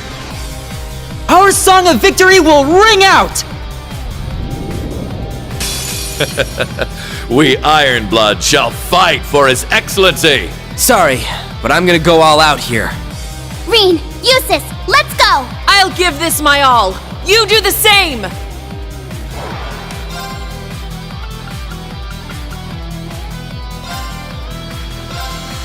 Crimson Slash! It's my turn! Petrifying shells loaded! You're not going anywhere! Here! There! Leave it to me! Divine Shield, protect us!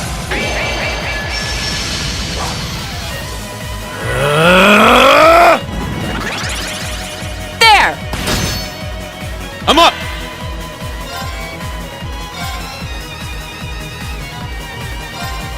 Crimson Slash!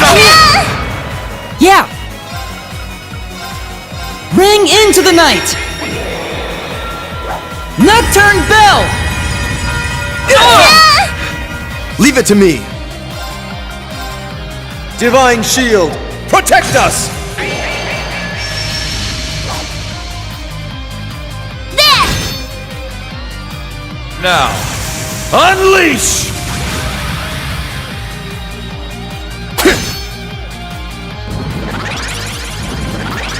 Yes! Break through! Here! All together now! Fine! Got it! Yeah! Seriously? Now's my chance! Mortal Mirage! Weak! It's my turn. On your knees!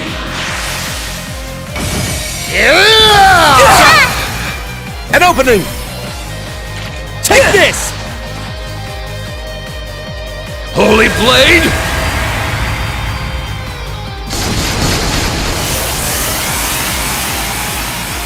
Take this! Are you okay? Thanks! Damn you!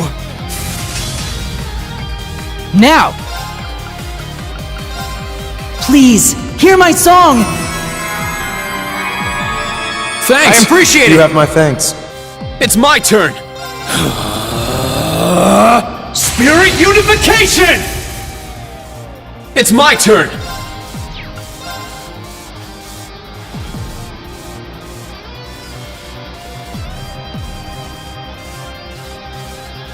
Arcane! It's down! Keep it up! Huh? Not bad, Class 7, but we're just getting started. Thanks! It's my turn! Barrier of time! Break!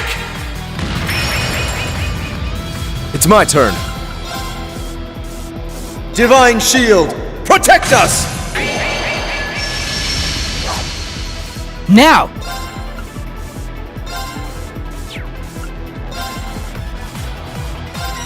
Good night!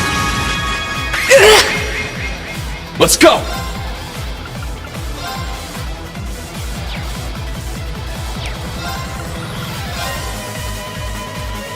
Roar! Helix impossible! It's down! Keep it up! Pretty good, but I'm just getting started. 110%! Arcus activate! Ha! Now things are heating up. Very well.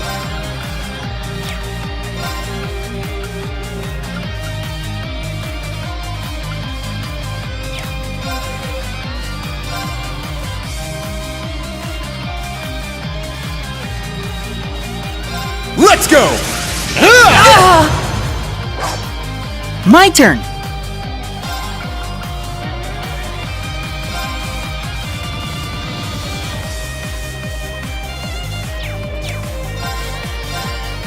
Oh no!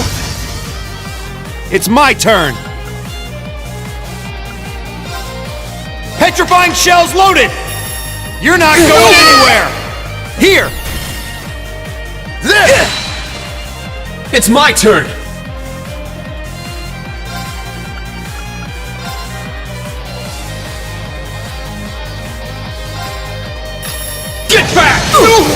Now! Keep it up!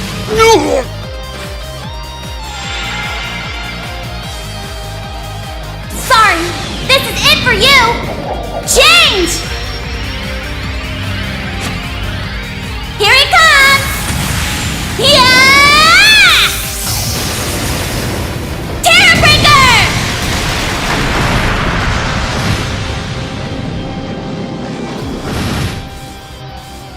Is this your card? Too bad for you. Sorry, everyone. Now!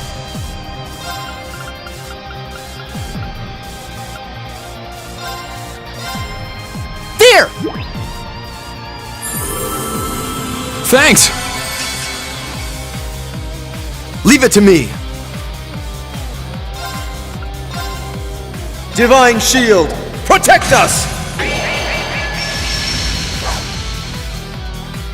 Shining light, cut through! Now! Huh! Yes!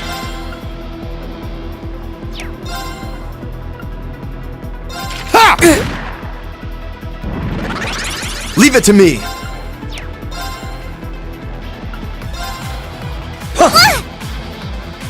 My turn!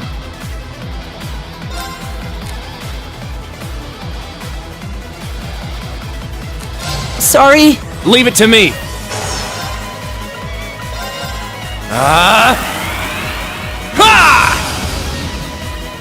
Let's go.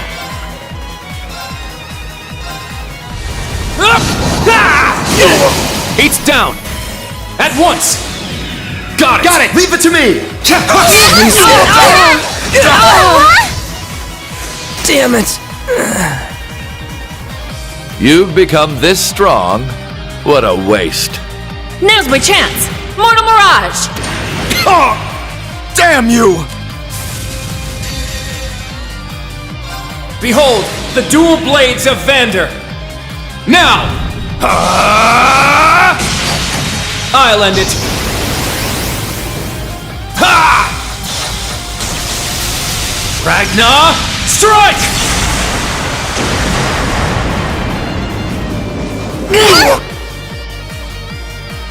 Impressive, but I've only just begun. Perhaps I'll get serious now. I'm up!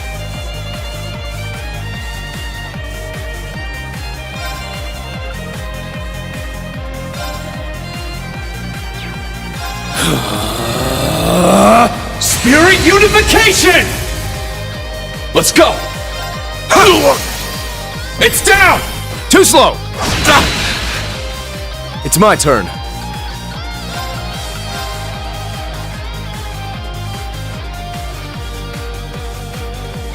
Divine Shield, protect us! Leave it to me!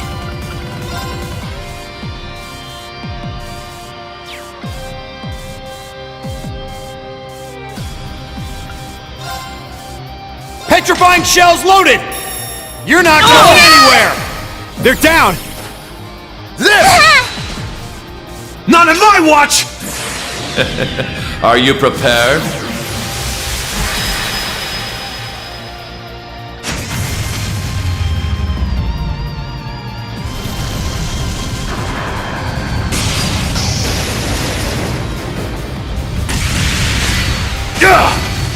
Agrius! Caliber! How could this be? My mind is clear. My blade empty. Now!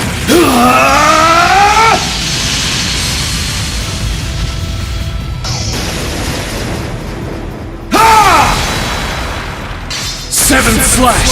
Shredded leaves!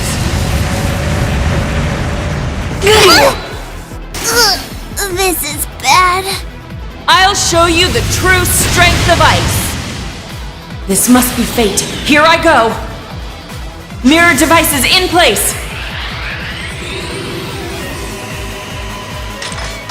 Orba laser, fire! Fire!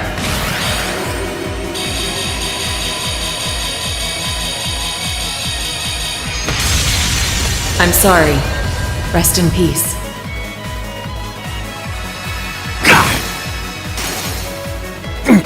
I was foolish. Let's go! Good luck! I'll do my best. Good night. I'll take you to a world of fantasy.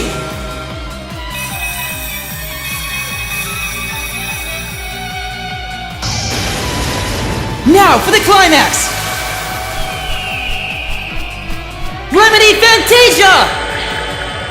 Thank you for listening. I appreciate You have it. my thanks. Now, unleash! Huh?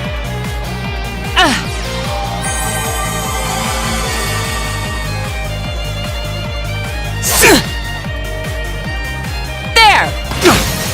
Now's our chance! What? Unforgivable! Yeah!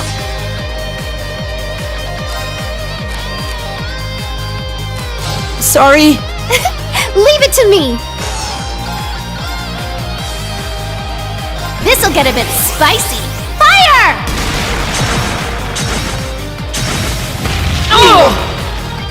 Very well. My apologies. Leave it to me!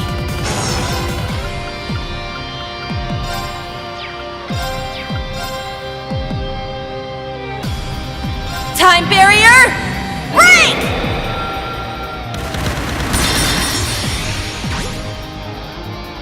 It's my turn!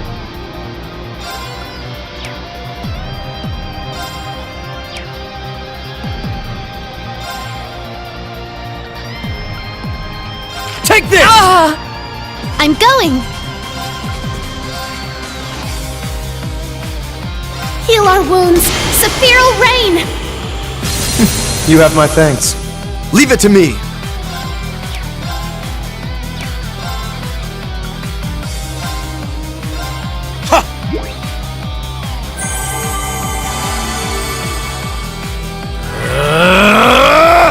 There! It's my turn. I leave it to you. Leave it to me! Crimson Slash! It's down! Take this! Not on my watch! Yeah! Leave it to me!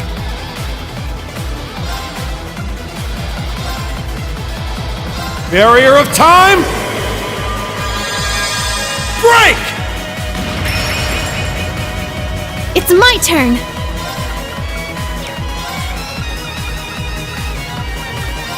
Huh? Let's go!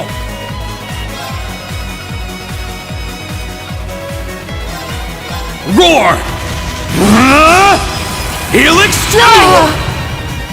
It's my turn! Time barrier! Break!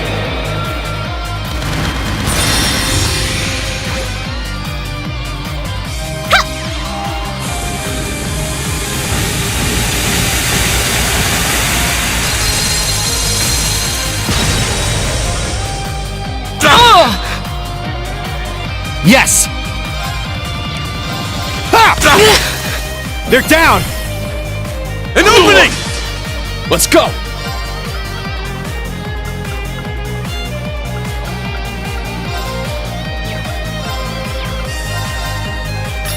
Get back!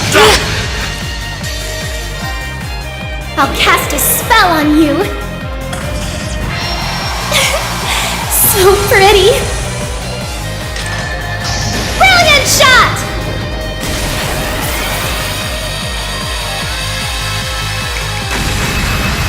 I may have gone a little too far. Nuh-uh! Huh? Shatter!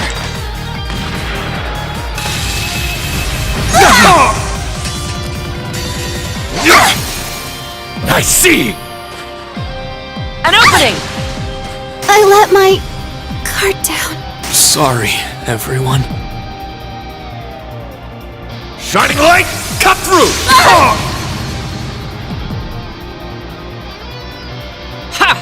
Ha! Leave it to me!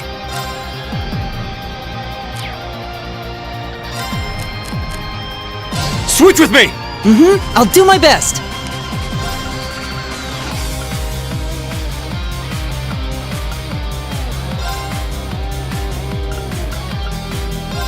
There!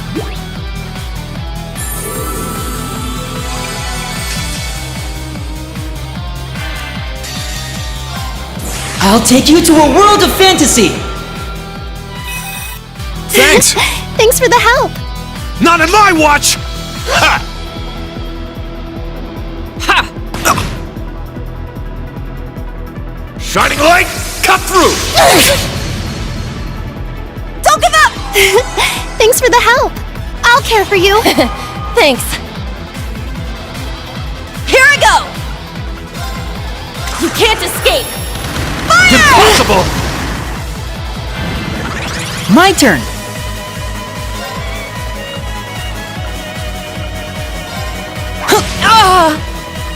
It's my turn.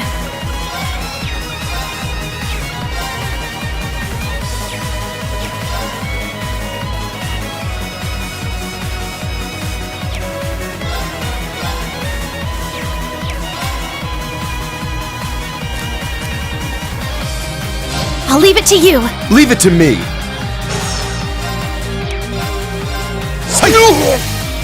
An opening! It's mine! Let's go! Get back! It's down! Keep it up! Now's my chance! Mortal Mirage! Sorry, everyone. Now!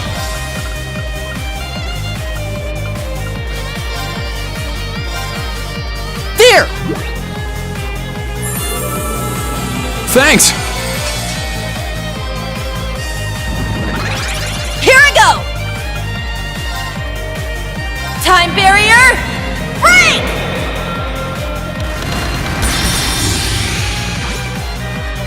My turn! Leave it to me. Oh no! Let's go!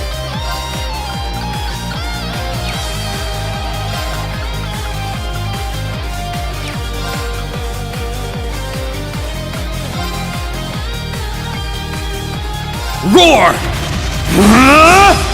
Helix strike! I can't fall here. Now! Very well. Divine Shield, protect us! Now, unleash! I'm up!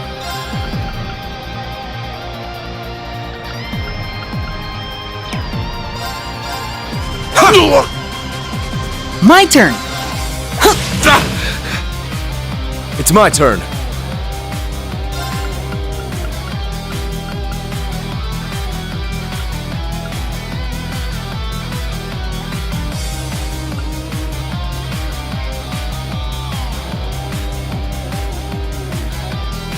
Swiftly! Sigma operation! Very well. An opening! It's mine! It's my turn! Yeah! Let's go! Not in my watch! Holy Blade!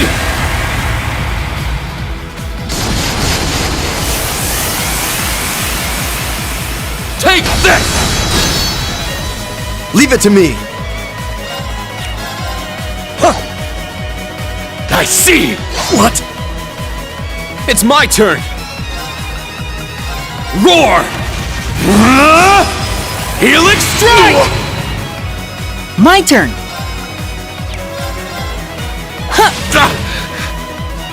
All set! Striker! Yeah! Leave it to me.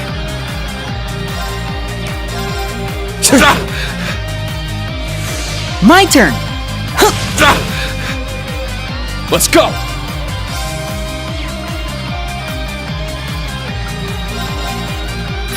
Get back! I commend you. This is the blade of the 8 leaves.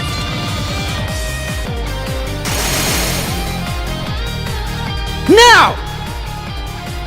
Go, Reen! Take the new Class 7 with you!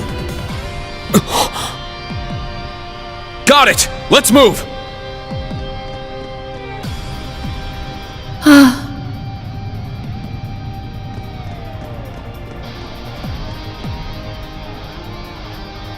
No. We need to handle things here. Yeah. All the old folks down there can take care of the rest. Man, I'm pooped. You can go take a rest too, Lammy. Milliam. Claire, Lecter. This may be a selfish decision on my part, but I'd like to see what my younger brother is capable of. I'll show you exactly that, Rufus! We'll help out too!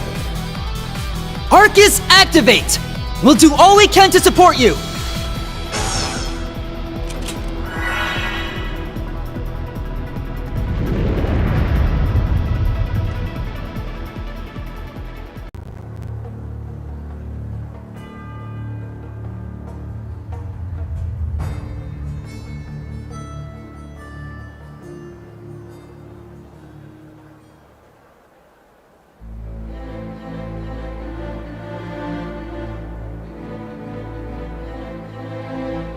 It goes without saying, but a harsh, bitter struggle lies ahead of this nation. We find ourselves faced with a war, the like of which Erebonia has never seen.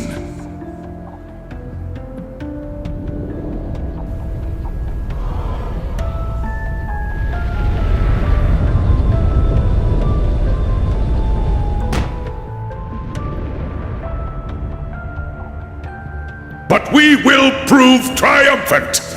We will bring to bear the finest strategies and the full might of the Imperial Army. And with the Reinford Group's cooperation, we now possess the greatest military force Zemuria has ever seen. I give you my word that this conflict will be over within the year.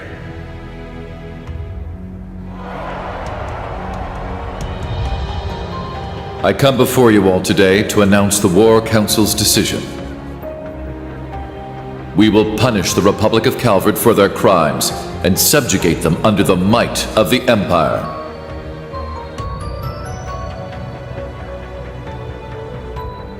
The hour will be upon us soon. We will begin the greatest military operation in Erebonian history. Operation Jormungand.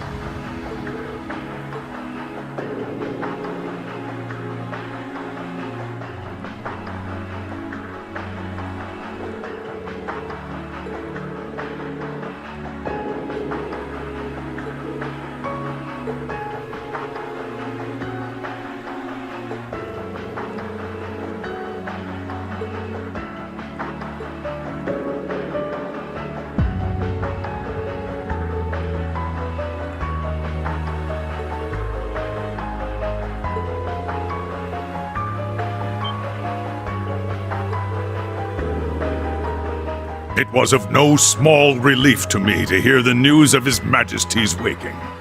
It is still too soon for us to breathe easy, of course, but I am glad all the same. Indeed. His Majesty's doctors are working as hard as they can. But even with the most advanced medical care, the situation is dire. I wish there was more we could do. But I suppose the rest is in Adios's hands. Though perhaps we should at least visit him. That may put my mind at ease. Very well. Then allow me to escort you to the VIP ward.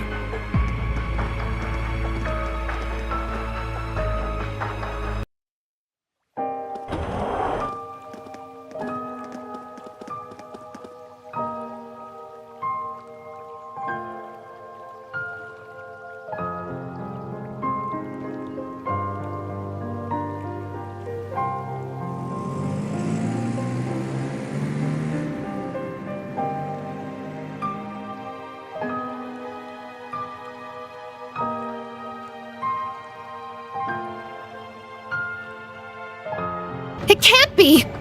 The flow of mana is turning against them. No, it's consuming them. It seems you are yet inexperienced.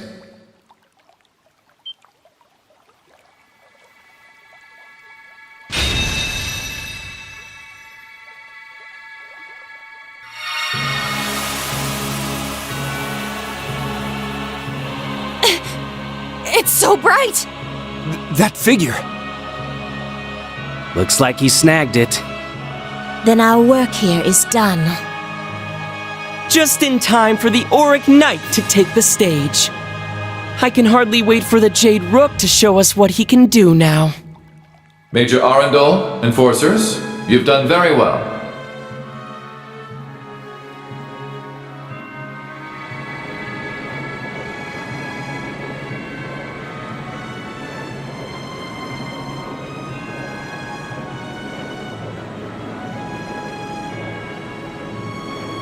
Hello, Eustace.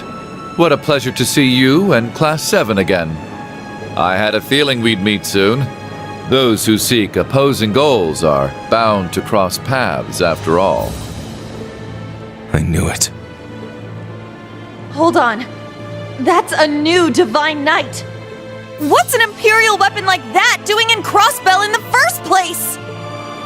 The trial grounds have little regard for the normal rules of time and space. They can appear anywhere throughout the Empire. This became a potential site the moment Crossbell became a province of Erebonia. It's as simple as that. This land has a storied magical history. The moment it was annexed, I began scouring it for a sign. And here, on the cliff overlooking Lake Ebel, this overflowing font of mana, I succeeded in evoking the trial. El Prado, he who embodies eternity, has finally awakened. The final Divine Knight walks the earth once more. That would explain why magic knights and cryptids from Erebonia started appearing in Crossbell. Not to mention the Spirit Shrine. It's like how Vita opened the path to the trial of the Azure Knight. Then he must have learned from her example. Which would mean he's been planning this since last year at least. I expected better of you. But this is why you took the title of Crossbell's Governor General, isn't it? In part, yes. Now, I'm sure the Auric Knight could use some exercise after its long slumber. Care to join me for a little warm-up?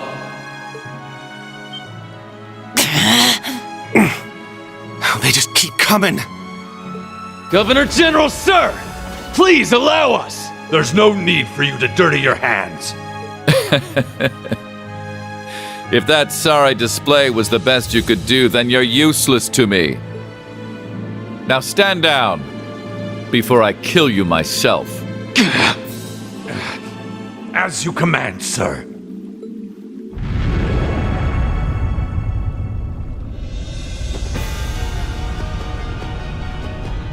Such overwhelming power. That's not all. He carries the holy sword of House Albarea. Stay on your guard! Divine Knight or not, we just gotta take him down, right? Yeah. We may be outmatched, but at this point, it's do or die. Then we will see this through. Right. Here we go.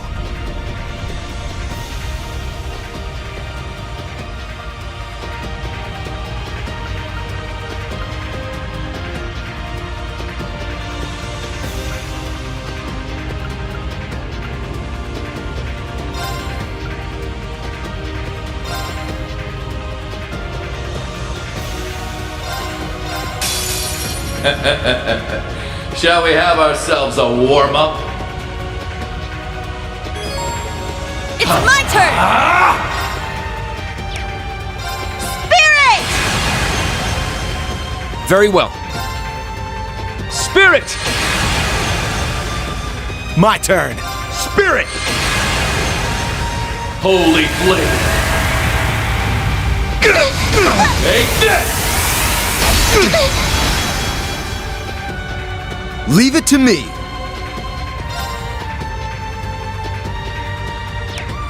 Spirit! It's my turn! You can't escape! Fire! Very well.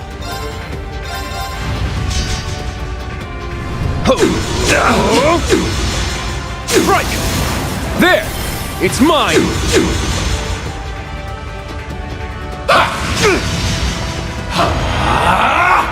I got this. You're mine! It's down! It's mine! Now.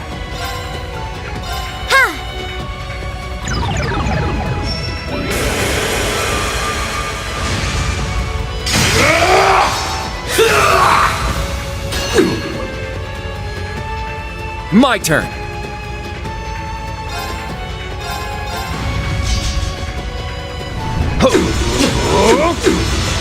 Strike! There! It's mine! My turn. Spirit!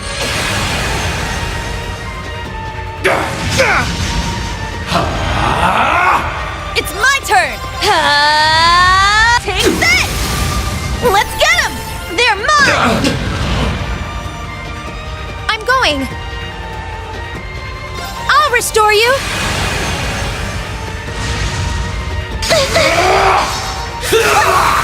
I see! My turn. Now, eat this! That's what you get for being careless. Very well.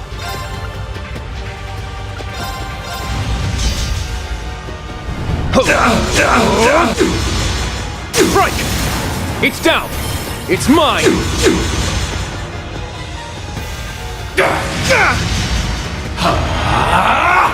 Here I go!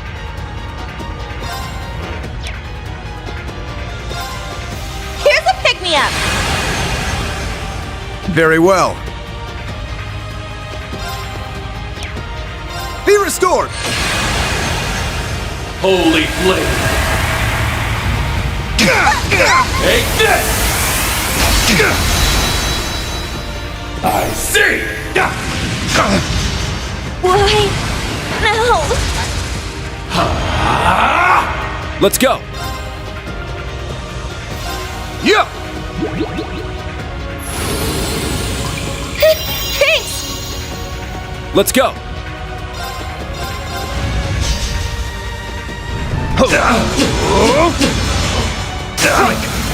There! At once! Got it! Okay!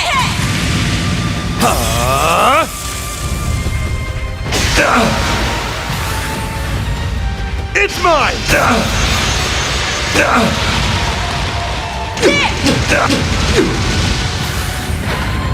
Mistral Blade!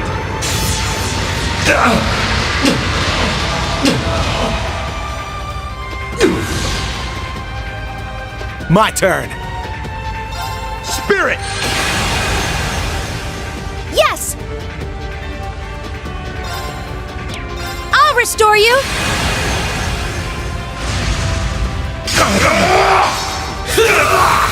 I see! It's my turn! Spirit! My turn.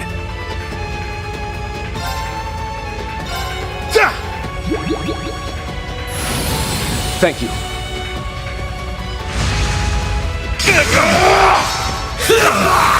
I see! My turn.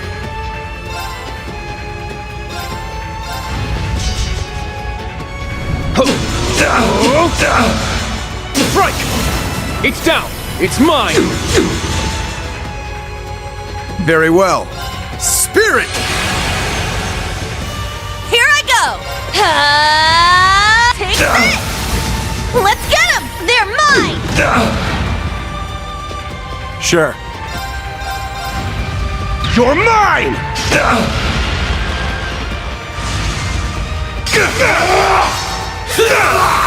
I see! My turn. Yeah!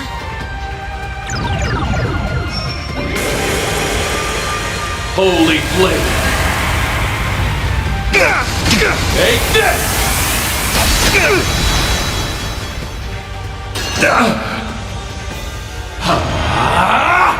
My turn!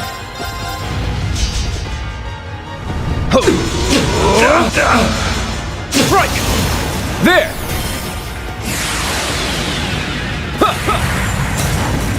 Ragna! Impulse!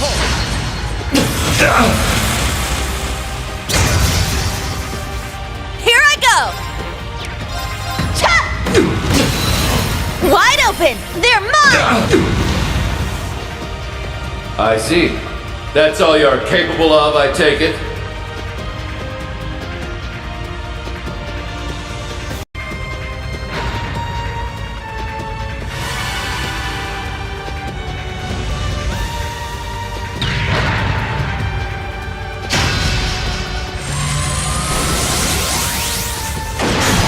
Now!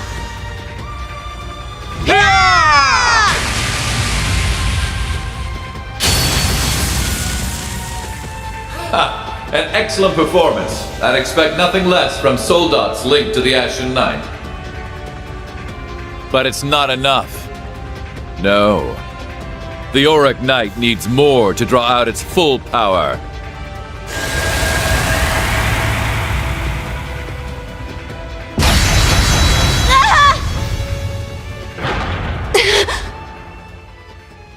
Are you alright? Yeah, we're fine! We can still fight! After our many bouts with Valimar, it takes more than that to defeat us. Yeah! This gaudy bastard ain't got shit! We'll support you as best we can. That's right. You're not the only ones with a score to settle. Clown Solace, we need your full power!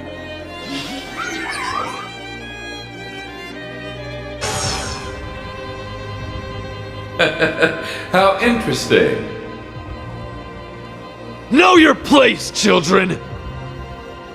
We won't turn a blind eye to this treachery! We will protect him no matter the cost. How dare you! Mere foot soldiers are no match for our soldats! You've really got to give them credit for finding their way out here. So, Governor General, what's the plan now? I believe our entertainment has come to an end. Today is a glorious day. After years of slumber, all 7 divine knights are awake once more. Further bloodshed would ill-suit such an occasion, especially with Operation Jormungand nearing its dawn.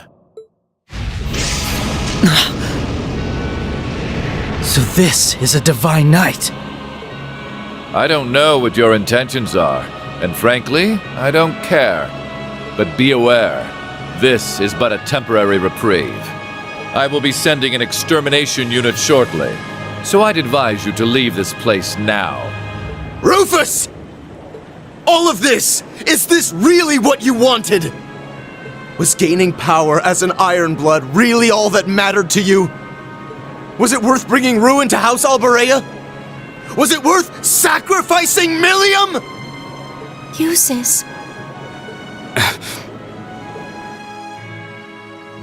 Of course, it was all worth it. Everything before now was simply the first step. I will put everything on the line to achieve my goal, and there's still so much more I have to do. What? Perhaps I've said too much. Farewell, all of you. I can hardly wait for our next meeting. Governor General! We should withdraw too! Aw, I guess the party's over. So they managed to outfox the Blood and Iron Chancellor, the Steel Maiden, and even Enforcer number 1? Though he had the Golden Rakshasa and multiple Dominion on his side. It certainly seems that Reen person is quite the lucky devil, doesn't it? Ironic you should say that, considering the fate he's been given. And their troubles are only just beginning. Yep.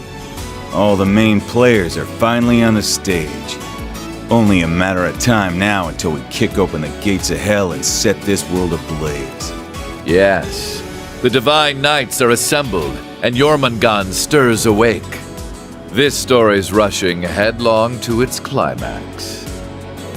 I do hope our dear Rufus isn't causing you too many difficulties. Here and there, perhaps. Though I would very much like to establish a better working relationship with them wherever we can. What a barefaced liar. It's a pleasure to meet you again, Your Excellency. As one of the authors behind this plan, allow me to issue a declaration. The order to commence Operation Jormungand will be officially given at the stroke of noon on the 1st of September. D-Day. The start of the Great War. We aren't finished here! Not by a long shot! Who do you think you are, deserting your duty? Sorry, kid. We got our priorities. That's quite enough, Your Highness. The task you were given was a greeting, a show of formality and nothing further. Evidently, you have failed to understand that. I have to warn you against overstepping your bounds. Or must I remind you of your position as an Ironblood? I pray that you all have a safe journey home. Be assured that neither the Imperial Army nor Ouroboros will interfere with your return. On that note, you are also free to go and visit His Majesty at his bedside, should you so desire. As for you, Lloyd, I have temporarily suspended your arrest warrant. I imagine you'd like a chance to visit those dear to you. Far be it from me to hold you from your final farewells. Wait, really? Think of it as my personal apology to you for Operation Birdcage. We will be recalling our troops from Michelin as well. Why don't you enjoy yourselves there one last time? I'd like to thank you for the consideration, though not half as much as I'd like to deck you in the face!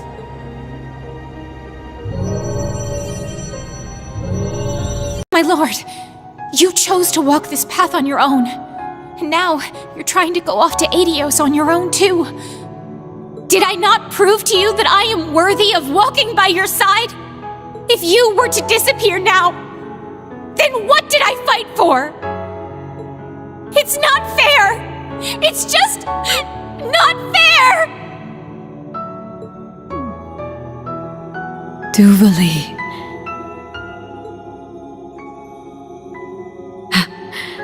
Perhaps you're right. I would have been satisfied to die here, surrounded by those who carry on Dreigel's will. However, I now realize that somewhere along the way, I forgot how precious life is. You taught me that, Dreigels. I'll live on, if at the very least, to see you once more. No, all legends must have an end. It's time to lay you to rest.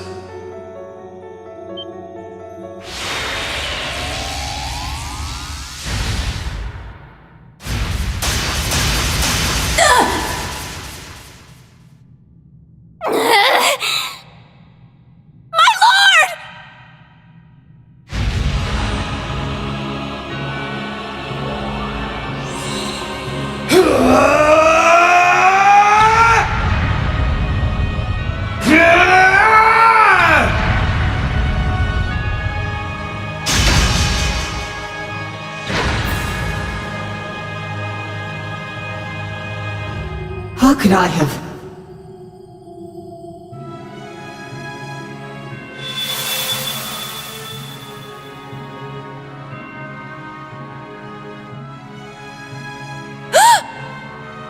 Its wings!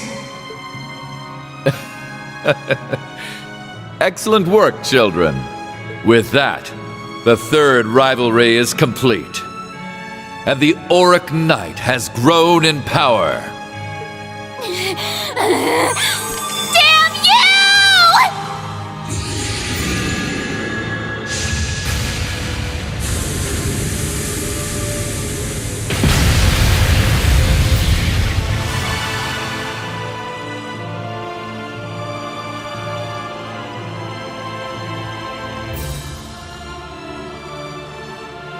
What's going on? My lord! Everyone! You're here. Rufus Albarea, how could you? Do you even understand what you've done? It seemed as though no one was interested in these wings, and I didn't want them to go to waste, so I took them for myself. The whole point of the rivalries is to take from one another. Didn't anyone tell you not to let your guard down on a battlefield? Besides, the great war of this era is about to begin. Old legends from bygone days have no place here. No! You make me sick. How could you?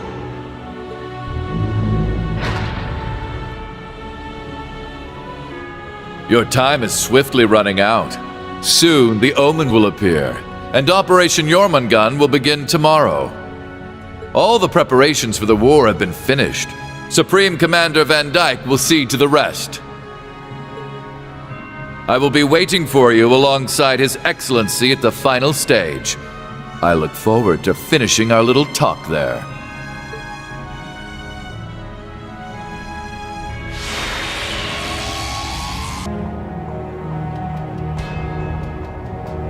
At last.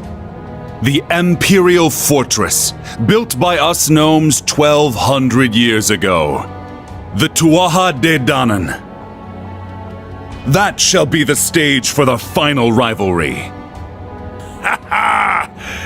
Excellent.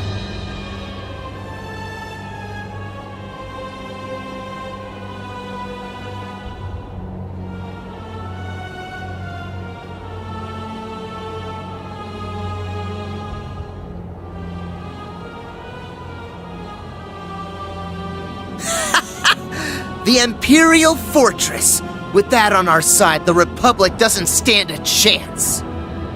So that's what you'll use to swallow everything up, until nothing remains. Yes, it will herald the end of the world.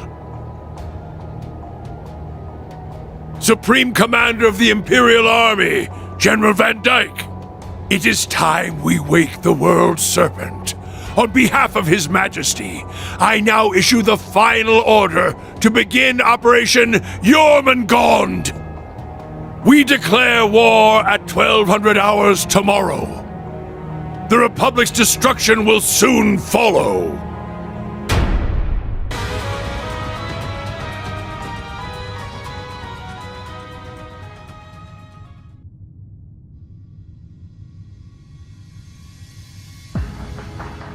So, you've arrived. Huh. Earlier than expected, too. Yes, we've come for you, Rufus. Did you really think those two from Ouroboros would hold us up for long? It doesn't matter. They've fulfilled their role. The only thing we require for the rivalry is the Ashen Awakener. Everyone else is none of our concern. The Azure Awakener included. The Sword of the End still has a role to play, however.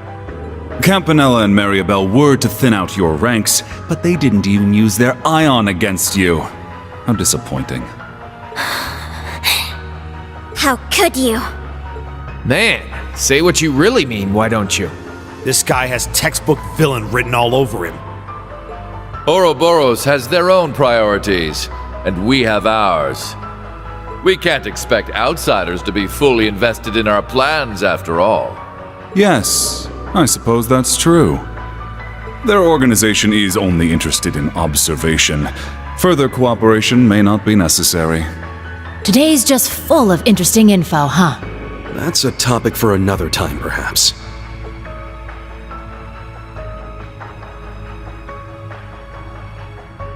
The wings stolen from the Steel Maiden's Divine Knight. The Auric Knight has completely absorbed them now. That power was rightfully won by the Ashen Knight.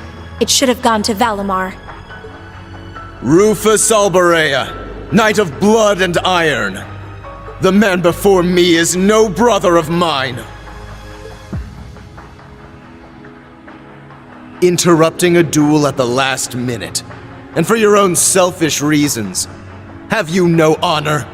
He did the same thing back when he killed Grianos at the Infernal Castle.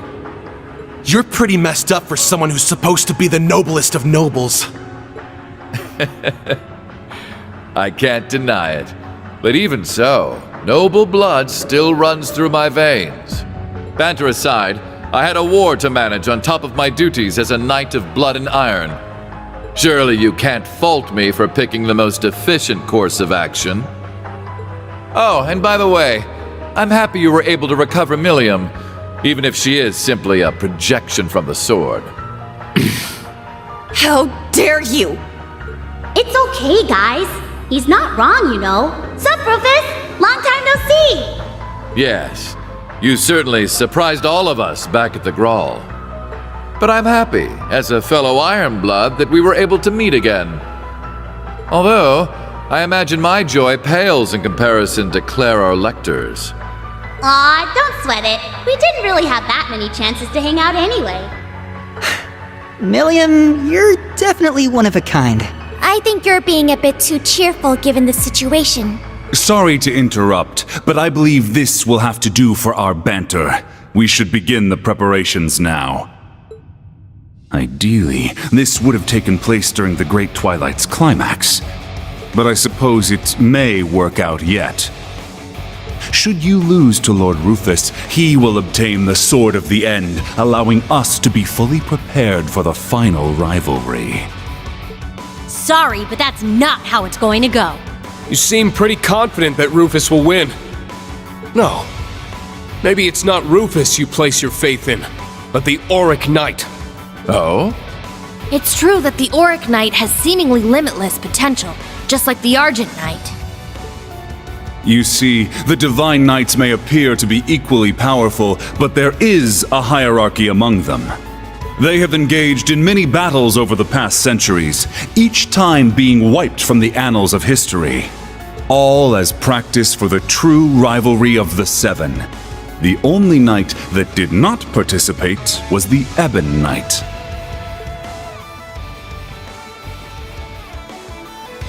It may interest you to know that even if a Divine Knight is destroyed, with time it will regenerate. Their awakeners, however, often end up as undead abominations. Nosferatu. Do you remember the field of endless blades you witnessed during your trial below Thor's? Each sword marked a Divine Knight's defeat, the grave of yet another of its awakeners. I can't believe it. So that's what they were. In all the battles that occurred, two knights emerged victorious far more often than their brethren. Their strength is second only to the Ebon Knights. Surely by now you must know which ones I refer to, correct? They were, of course, the Auric Knight, brilliant as the sun, and the Argent Knight, which glows like the moon. Following them was the Crimson Demon with 1,000 weapons, the Vermilion Knight. Compared to such supremely powerful machines, the Azure, Palatinate, and Ashen Knights are nothing. Where does this guy get off? Kinda pisses me off to hear him trash talk Ordine like that. It's true that the kind of energy it gives off feels completely different from the others. And now that it has the Argent Knight's powers as well.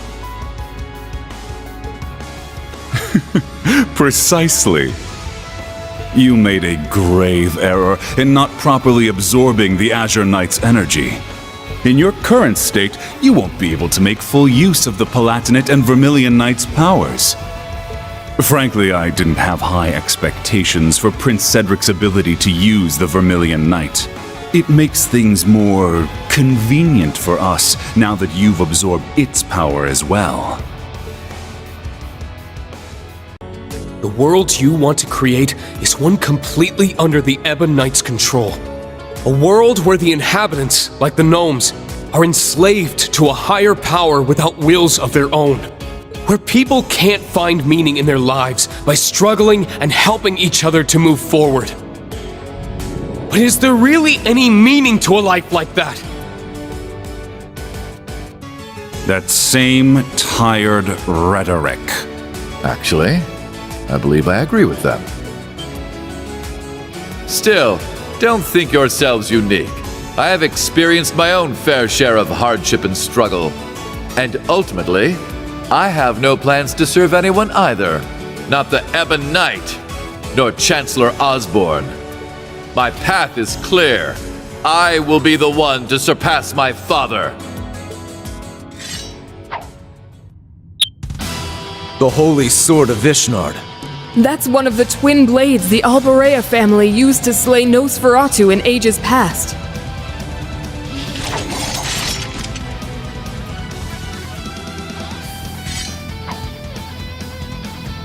Usus, you too? Is that the other one? Ah, so Arnaud delivered the Holy Sword of Elvars to you. This is simply perfect. We can have ourselves one more sparring match before the rivalry. Do as you wish, but we must begin our preparations. Zora Balor! The original combat shell. That's right. Even Estelle and the others had a tough time dealing with it. It pains me to see what's become of you, Father. But I still believe in the love that you had for Mother and me. So I'll prove it.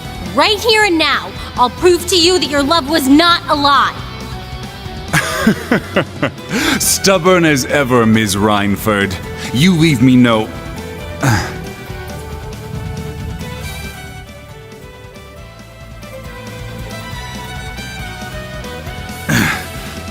You leave me no choice but to snuff out that foolish hope of yours for good. To prove to you that my master is this world's only truth. Not Chancellor Osborne, nor the Lionheart Emperor. No, I will serve Ishmelga to the very end. This will be it, Usus.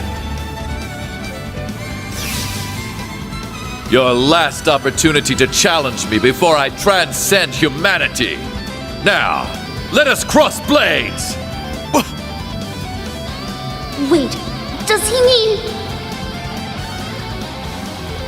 No way! You damn fool! Allow me to grant you eternal despair. Now come, show us what you're capable of!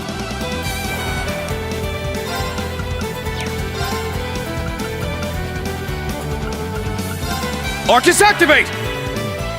Yeah!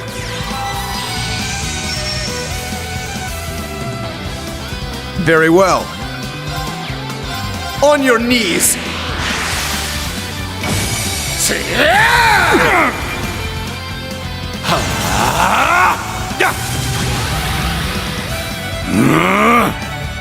Let's go! Crimson Slash! It's down! Let's go, everyone! No problem! Leave it to me! Yeah!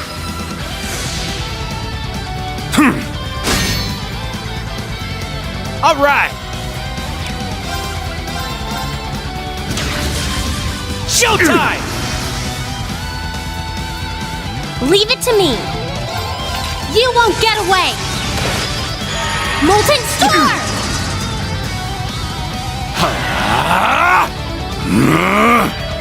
Leave it to me.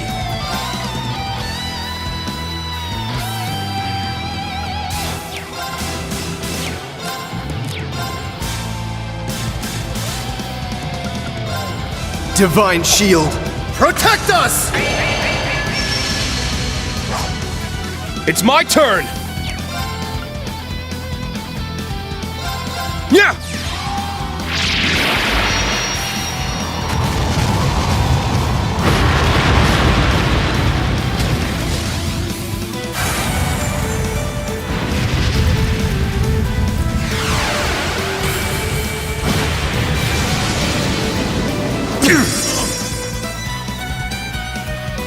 Finish!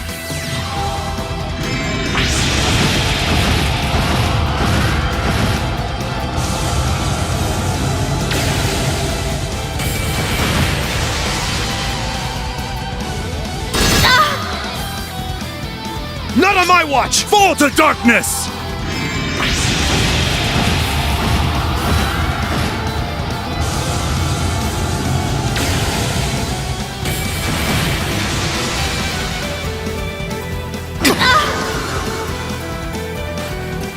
Back at you! Moving out! Ha! Thanks. Very well. Let's go. Away with you! Now. It's mine! I'm up! Crimson Slash! Moving out! Time to kick things up a notch! Alright, I'm cutting in!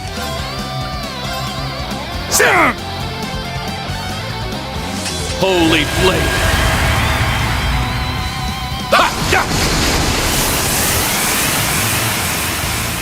Take this! What? Twilight lightning! Burn through!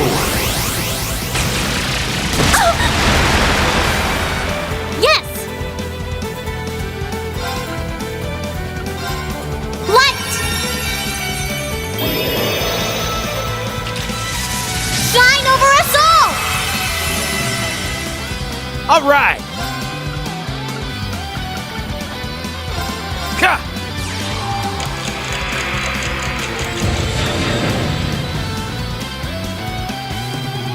I'm up! Arcane Gale! It's down! You're wide open! Arrogant fools! Don't think you've won yet! Here I come! Alright!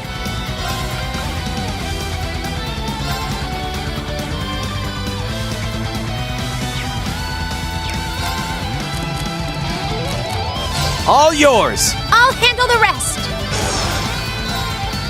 Burning flames! Vorpal flare! Not on my watch!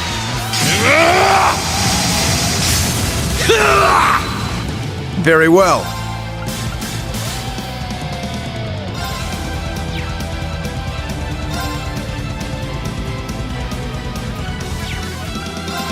On your knees!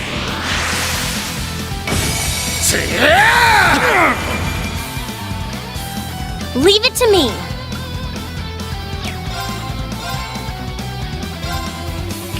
Pierce through! Rosetta Arrow! Let's do it! There! Answer my prayers and appear before us! Unfaltering, the lone guardian shield! Elegant, a mirror gleaming in the darkness! Shine, Palace of Eregion!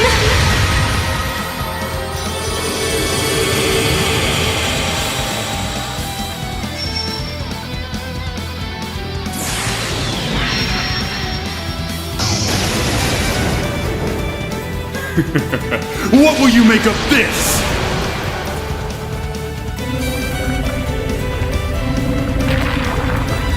Behold the advent of your demise!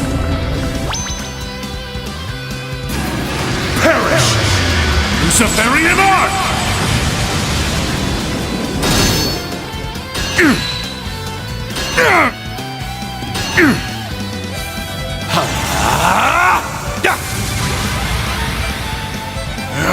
satanic claw! How's that? Sorry! I'm up!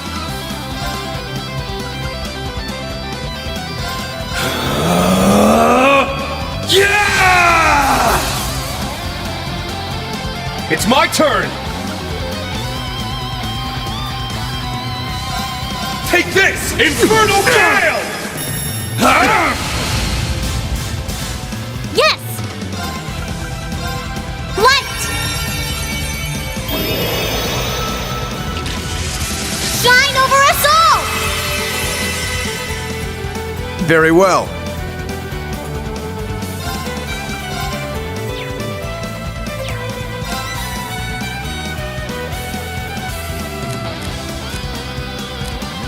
I leave it to you. Watch and learn. Cha!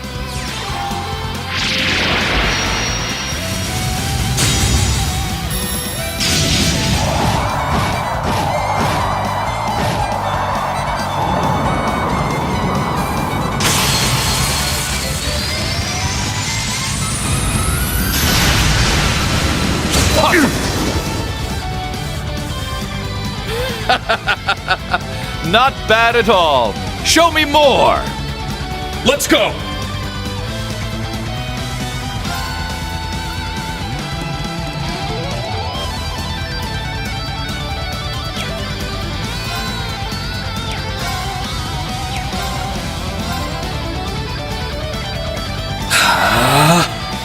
Moving out.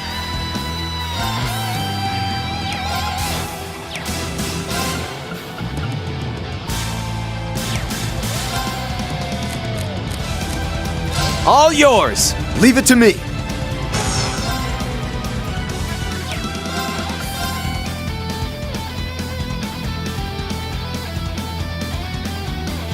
Divine Shield, protect us!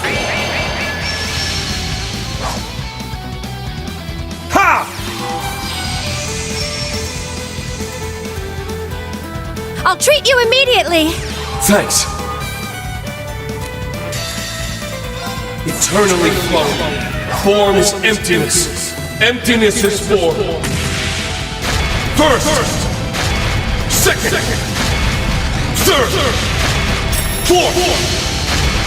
Fifth! Sixth! Seventh! 8 leaves! Luminous abyss! Impossible! Leave it to me!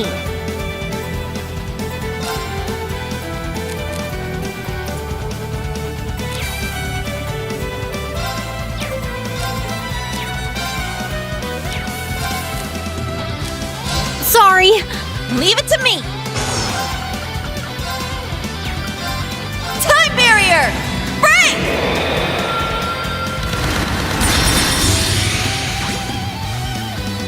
I'm going!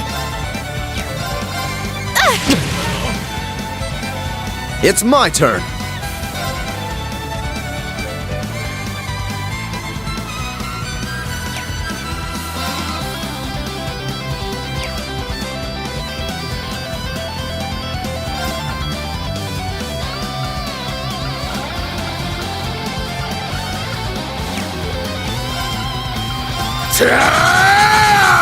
Let's go. Away with you! Now. They're mine!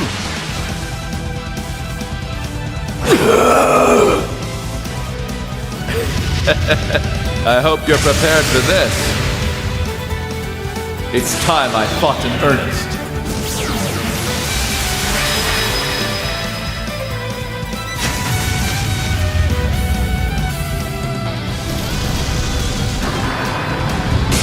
Carve this into your flesh. Ha! Agrius Caliber!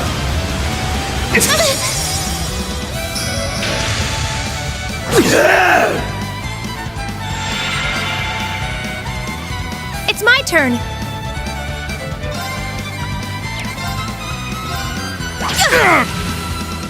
It's my turn.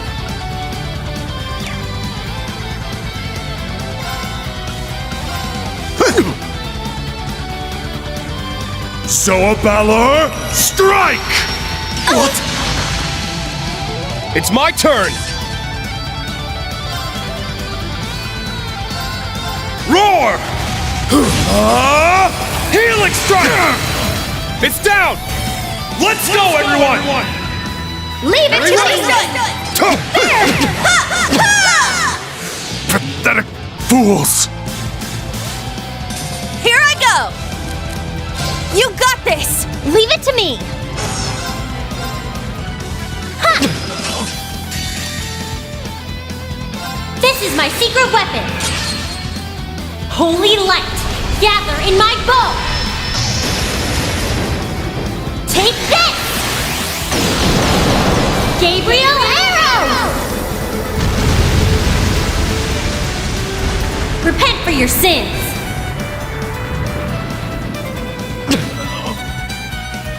Shining light. Cut through! Very well. Let's go! Raging fire formation! It's my turn. I'm going!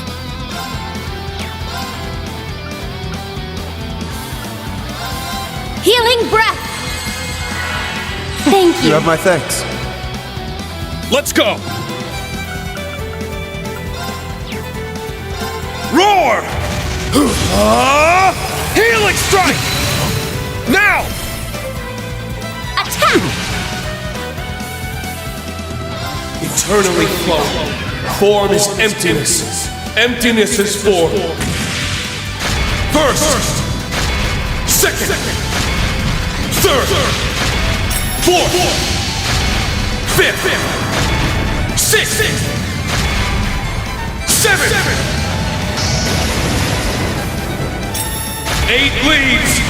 Breaking dawn!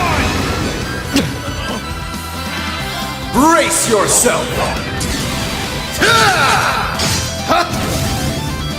Blinding light, gather in my blade! Iola's Saber!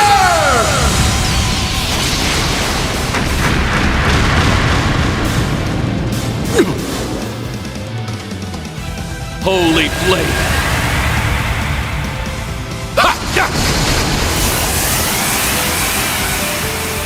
Take this! Damn you! Sorry, everyone. My turn. Yeah. Thank you. Not on my watch! Yeah. What? Yes.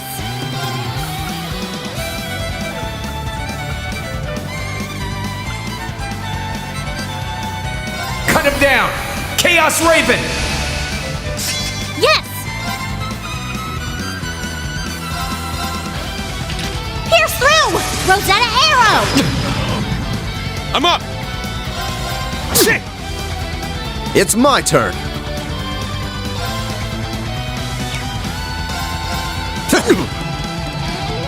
It's my turn. Huh? Brace yourself! Blinding light, gather in my blade! Iola's Saber!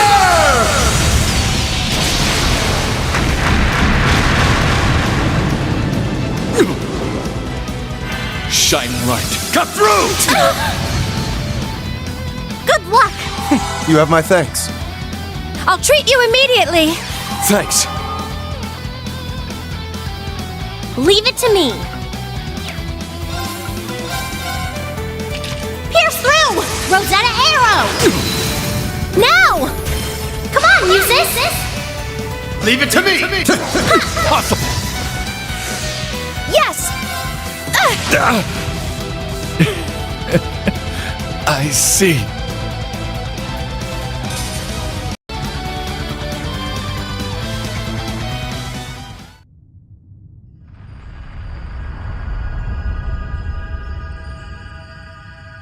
It's happening! The rivalry is starting!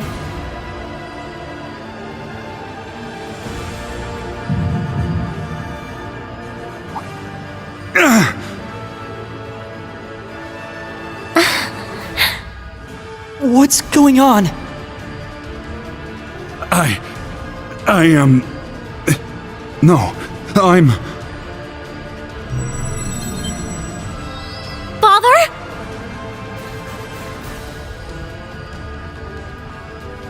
Alisa? What's happening? No! I am forever a loyal servant of Ishmelga. I am Black Alberic. I have no need of you, Franz Reinfeld!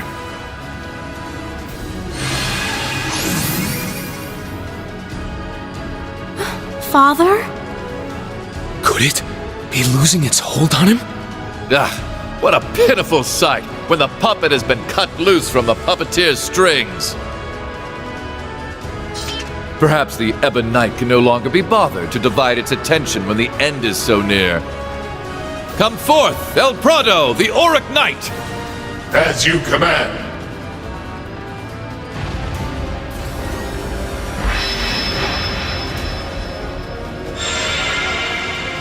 Heed my call! Valimar, the Ashen Knight! Come! Ordine, the Azure Knight! Acknowledged.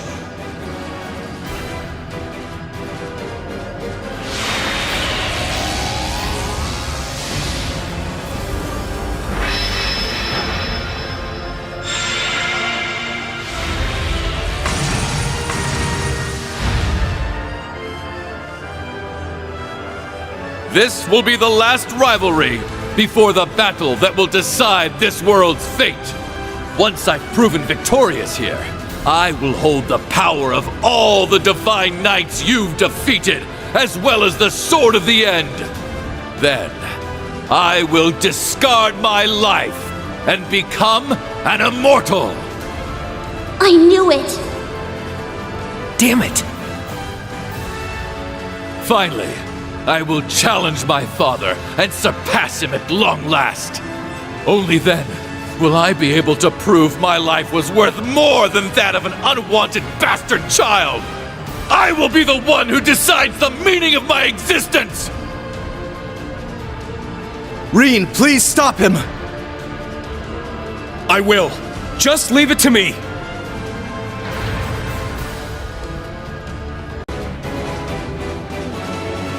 Let us bring this to a close. All of it!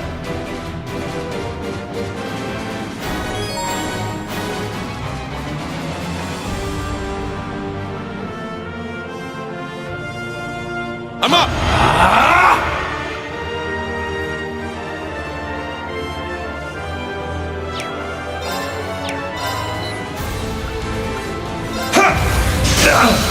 It's down! An opening! All right!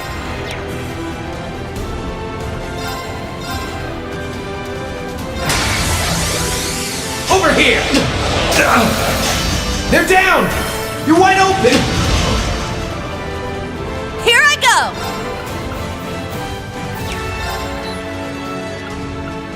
Ha! Let's get them! They're mine!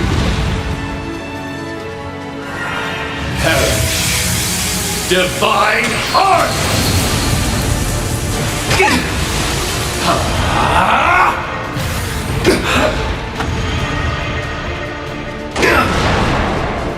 Let's go! Let's go, everyone!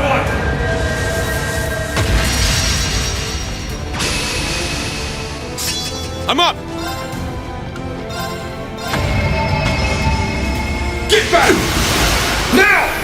An opening! Holy Blade! Take this!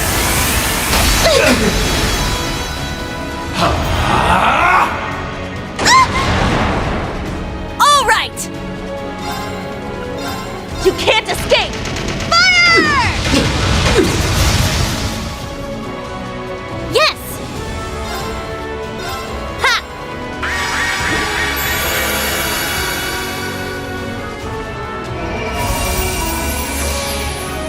All right! Over here! They're down! You're wide open! You've done well, but it ends here!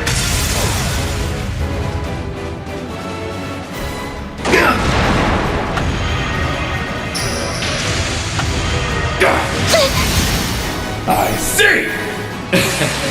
Can you withstand this?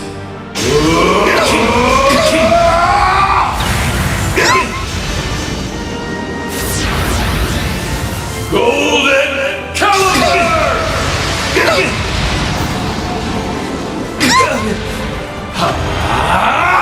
It's my turn!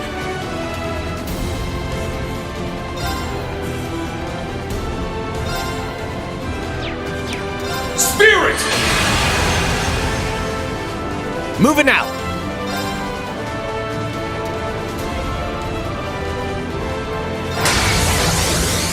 Over here! They're down! You're wide open! My turn. Ha!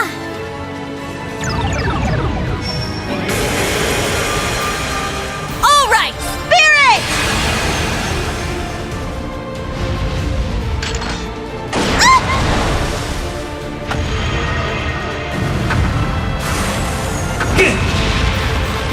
It's my turn!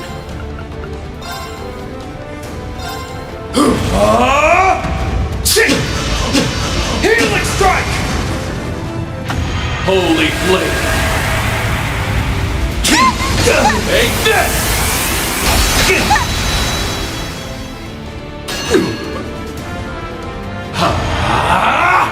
It's my turn! You can't escape! Fire!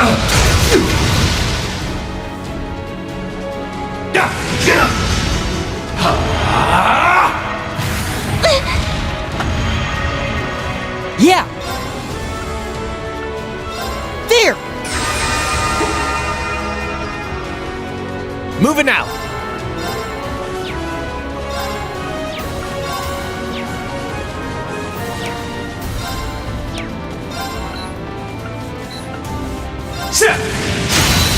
They're down! You're wide open!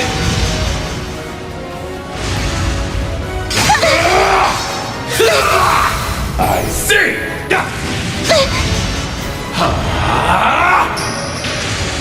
Let's go!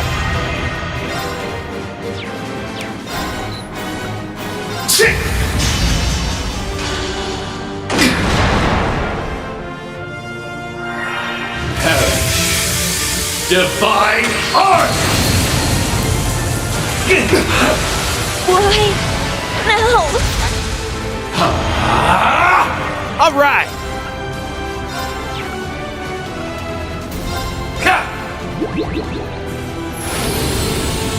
I appreciate it!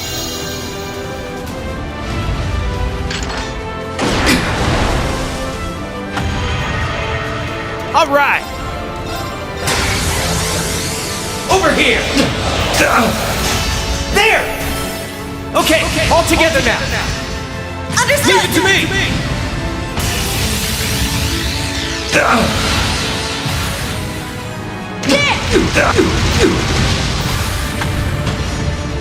Get back! Rebellion, sword!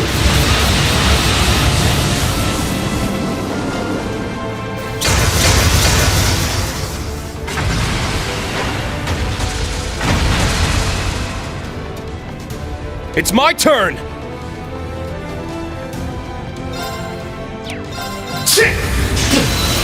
Now! An opening! My turn! Yeah!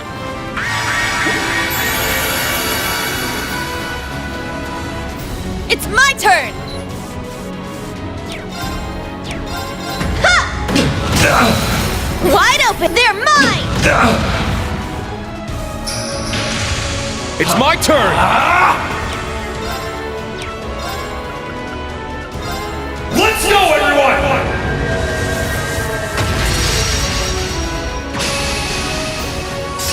Let's go!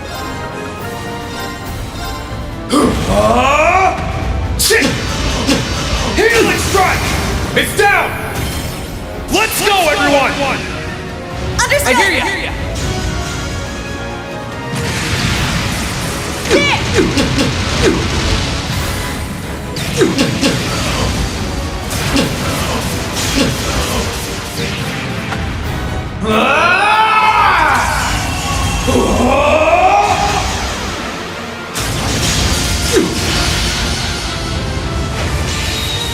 Union slash!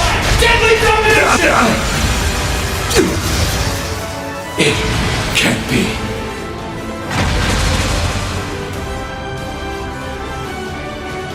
We'll keep going for a brighter tomorrow!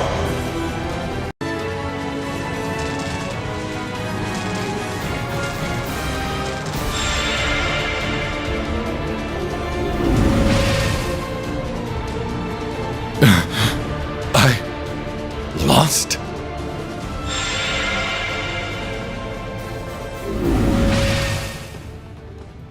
Yes. You've been defeated, Rufus. I had the Auric Knight, the strength of the Argent Knight, and the fortress's power.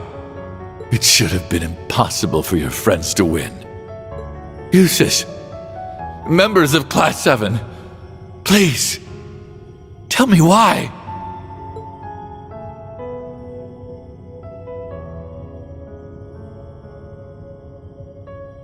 It's because you refuse to rely on anyone but yourself. Yep, that pretty much sums it up. You had people you could have relied on, but you chose not to. Despite your issues with House Albarea, your bond with Eustace was real at least. But still, you shut him out. You chose to walk this path all by yourself. And you didn't even rely on the other Ironbloods. That's the legacy you've made for yourself. Being just too good to need anyone else. And a mindset like that, it's just not healthy at all. You've pulled string after string to keep Crossbell under your thumb. But that was only a temporary measure. What kind of future would that lead to? Yes. In governing Crossbell, you relied mainly on deception and force. Though they served you well the past few years, they are brittle tools that break easily. You can't rely on them forever. Couldn't have said it better myself.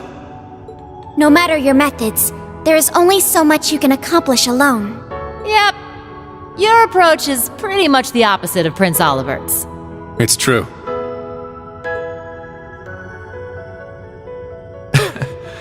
I can't argue with that. At least, contributing to the formation of Class 7 was one of the few things I can be proud of. I imagine that once I fall unconscious, you'll discover the fortress's garden has changed. There, you'll find a path to the very core of this fortress. The blazing demon waits for you. He will be your most difficult battle yet. Prove to me you have the strength to see this through to the end. And what lies beyond is the final rivalry. To think it's nearly over after all this time. In the end, I was nothing but a fraud, inferior in every way to their real sons.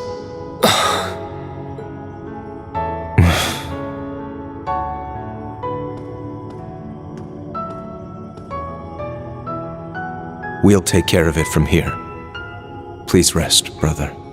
However, before you do so, I need to knock some sense back into you. Go on then.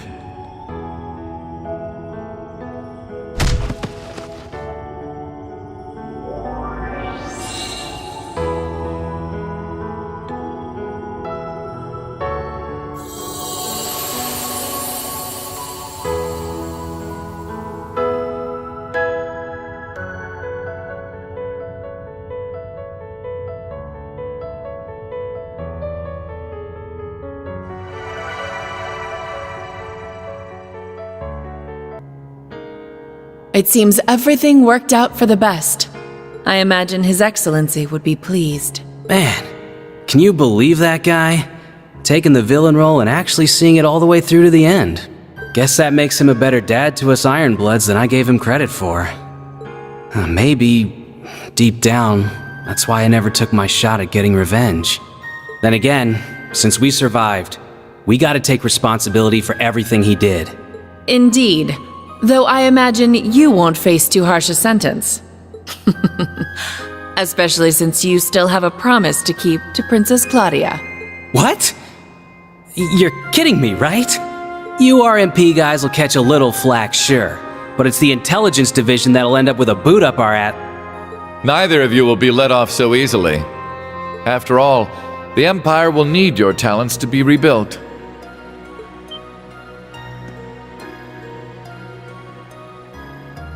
Just think of the chaos that will ensue as a result of halting Operation Jormungand so suddenly.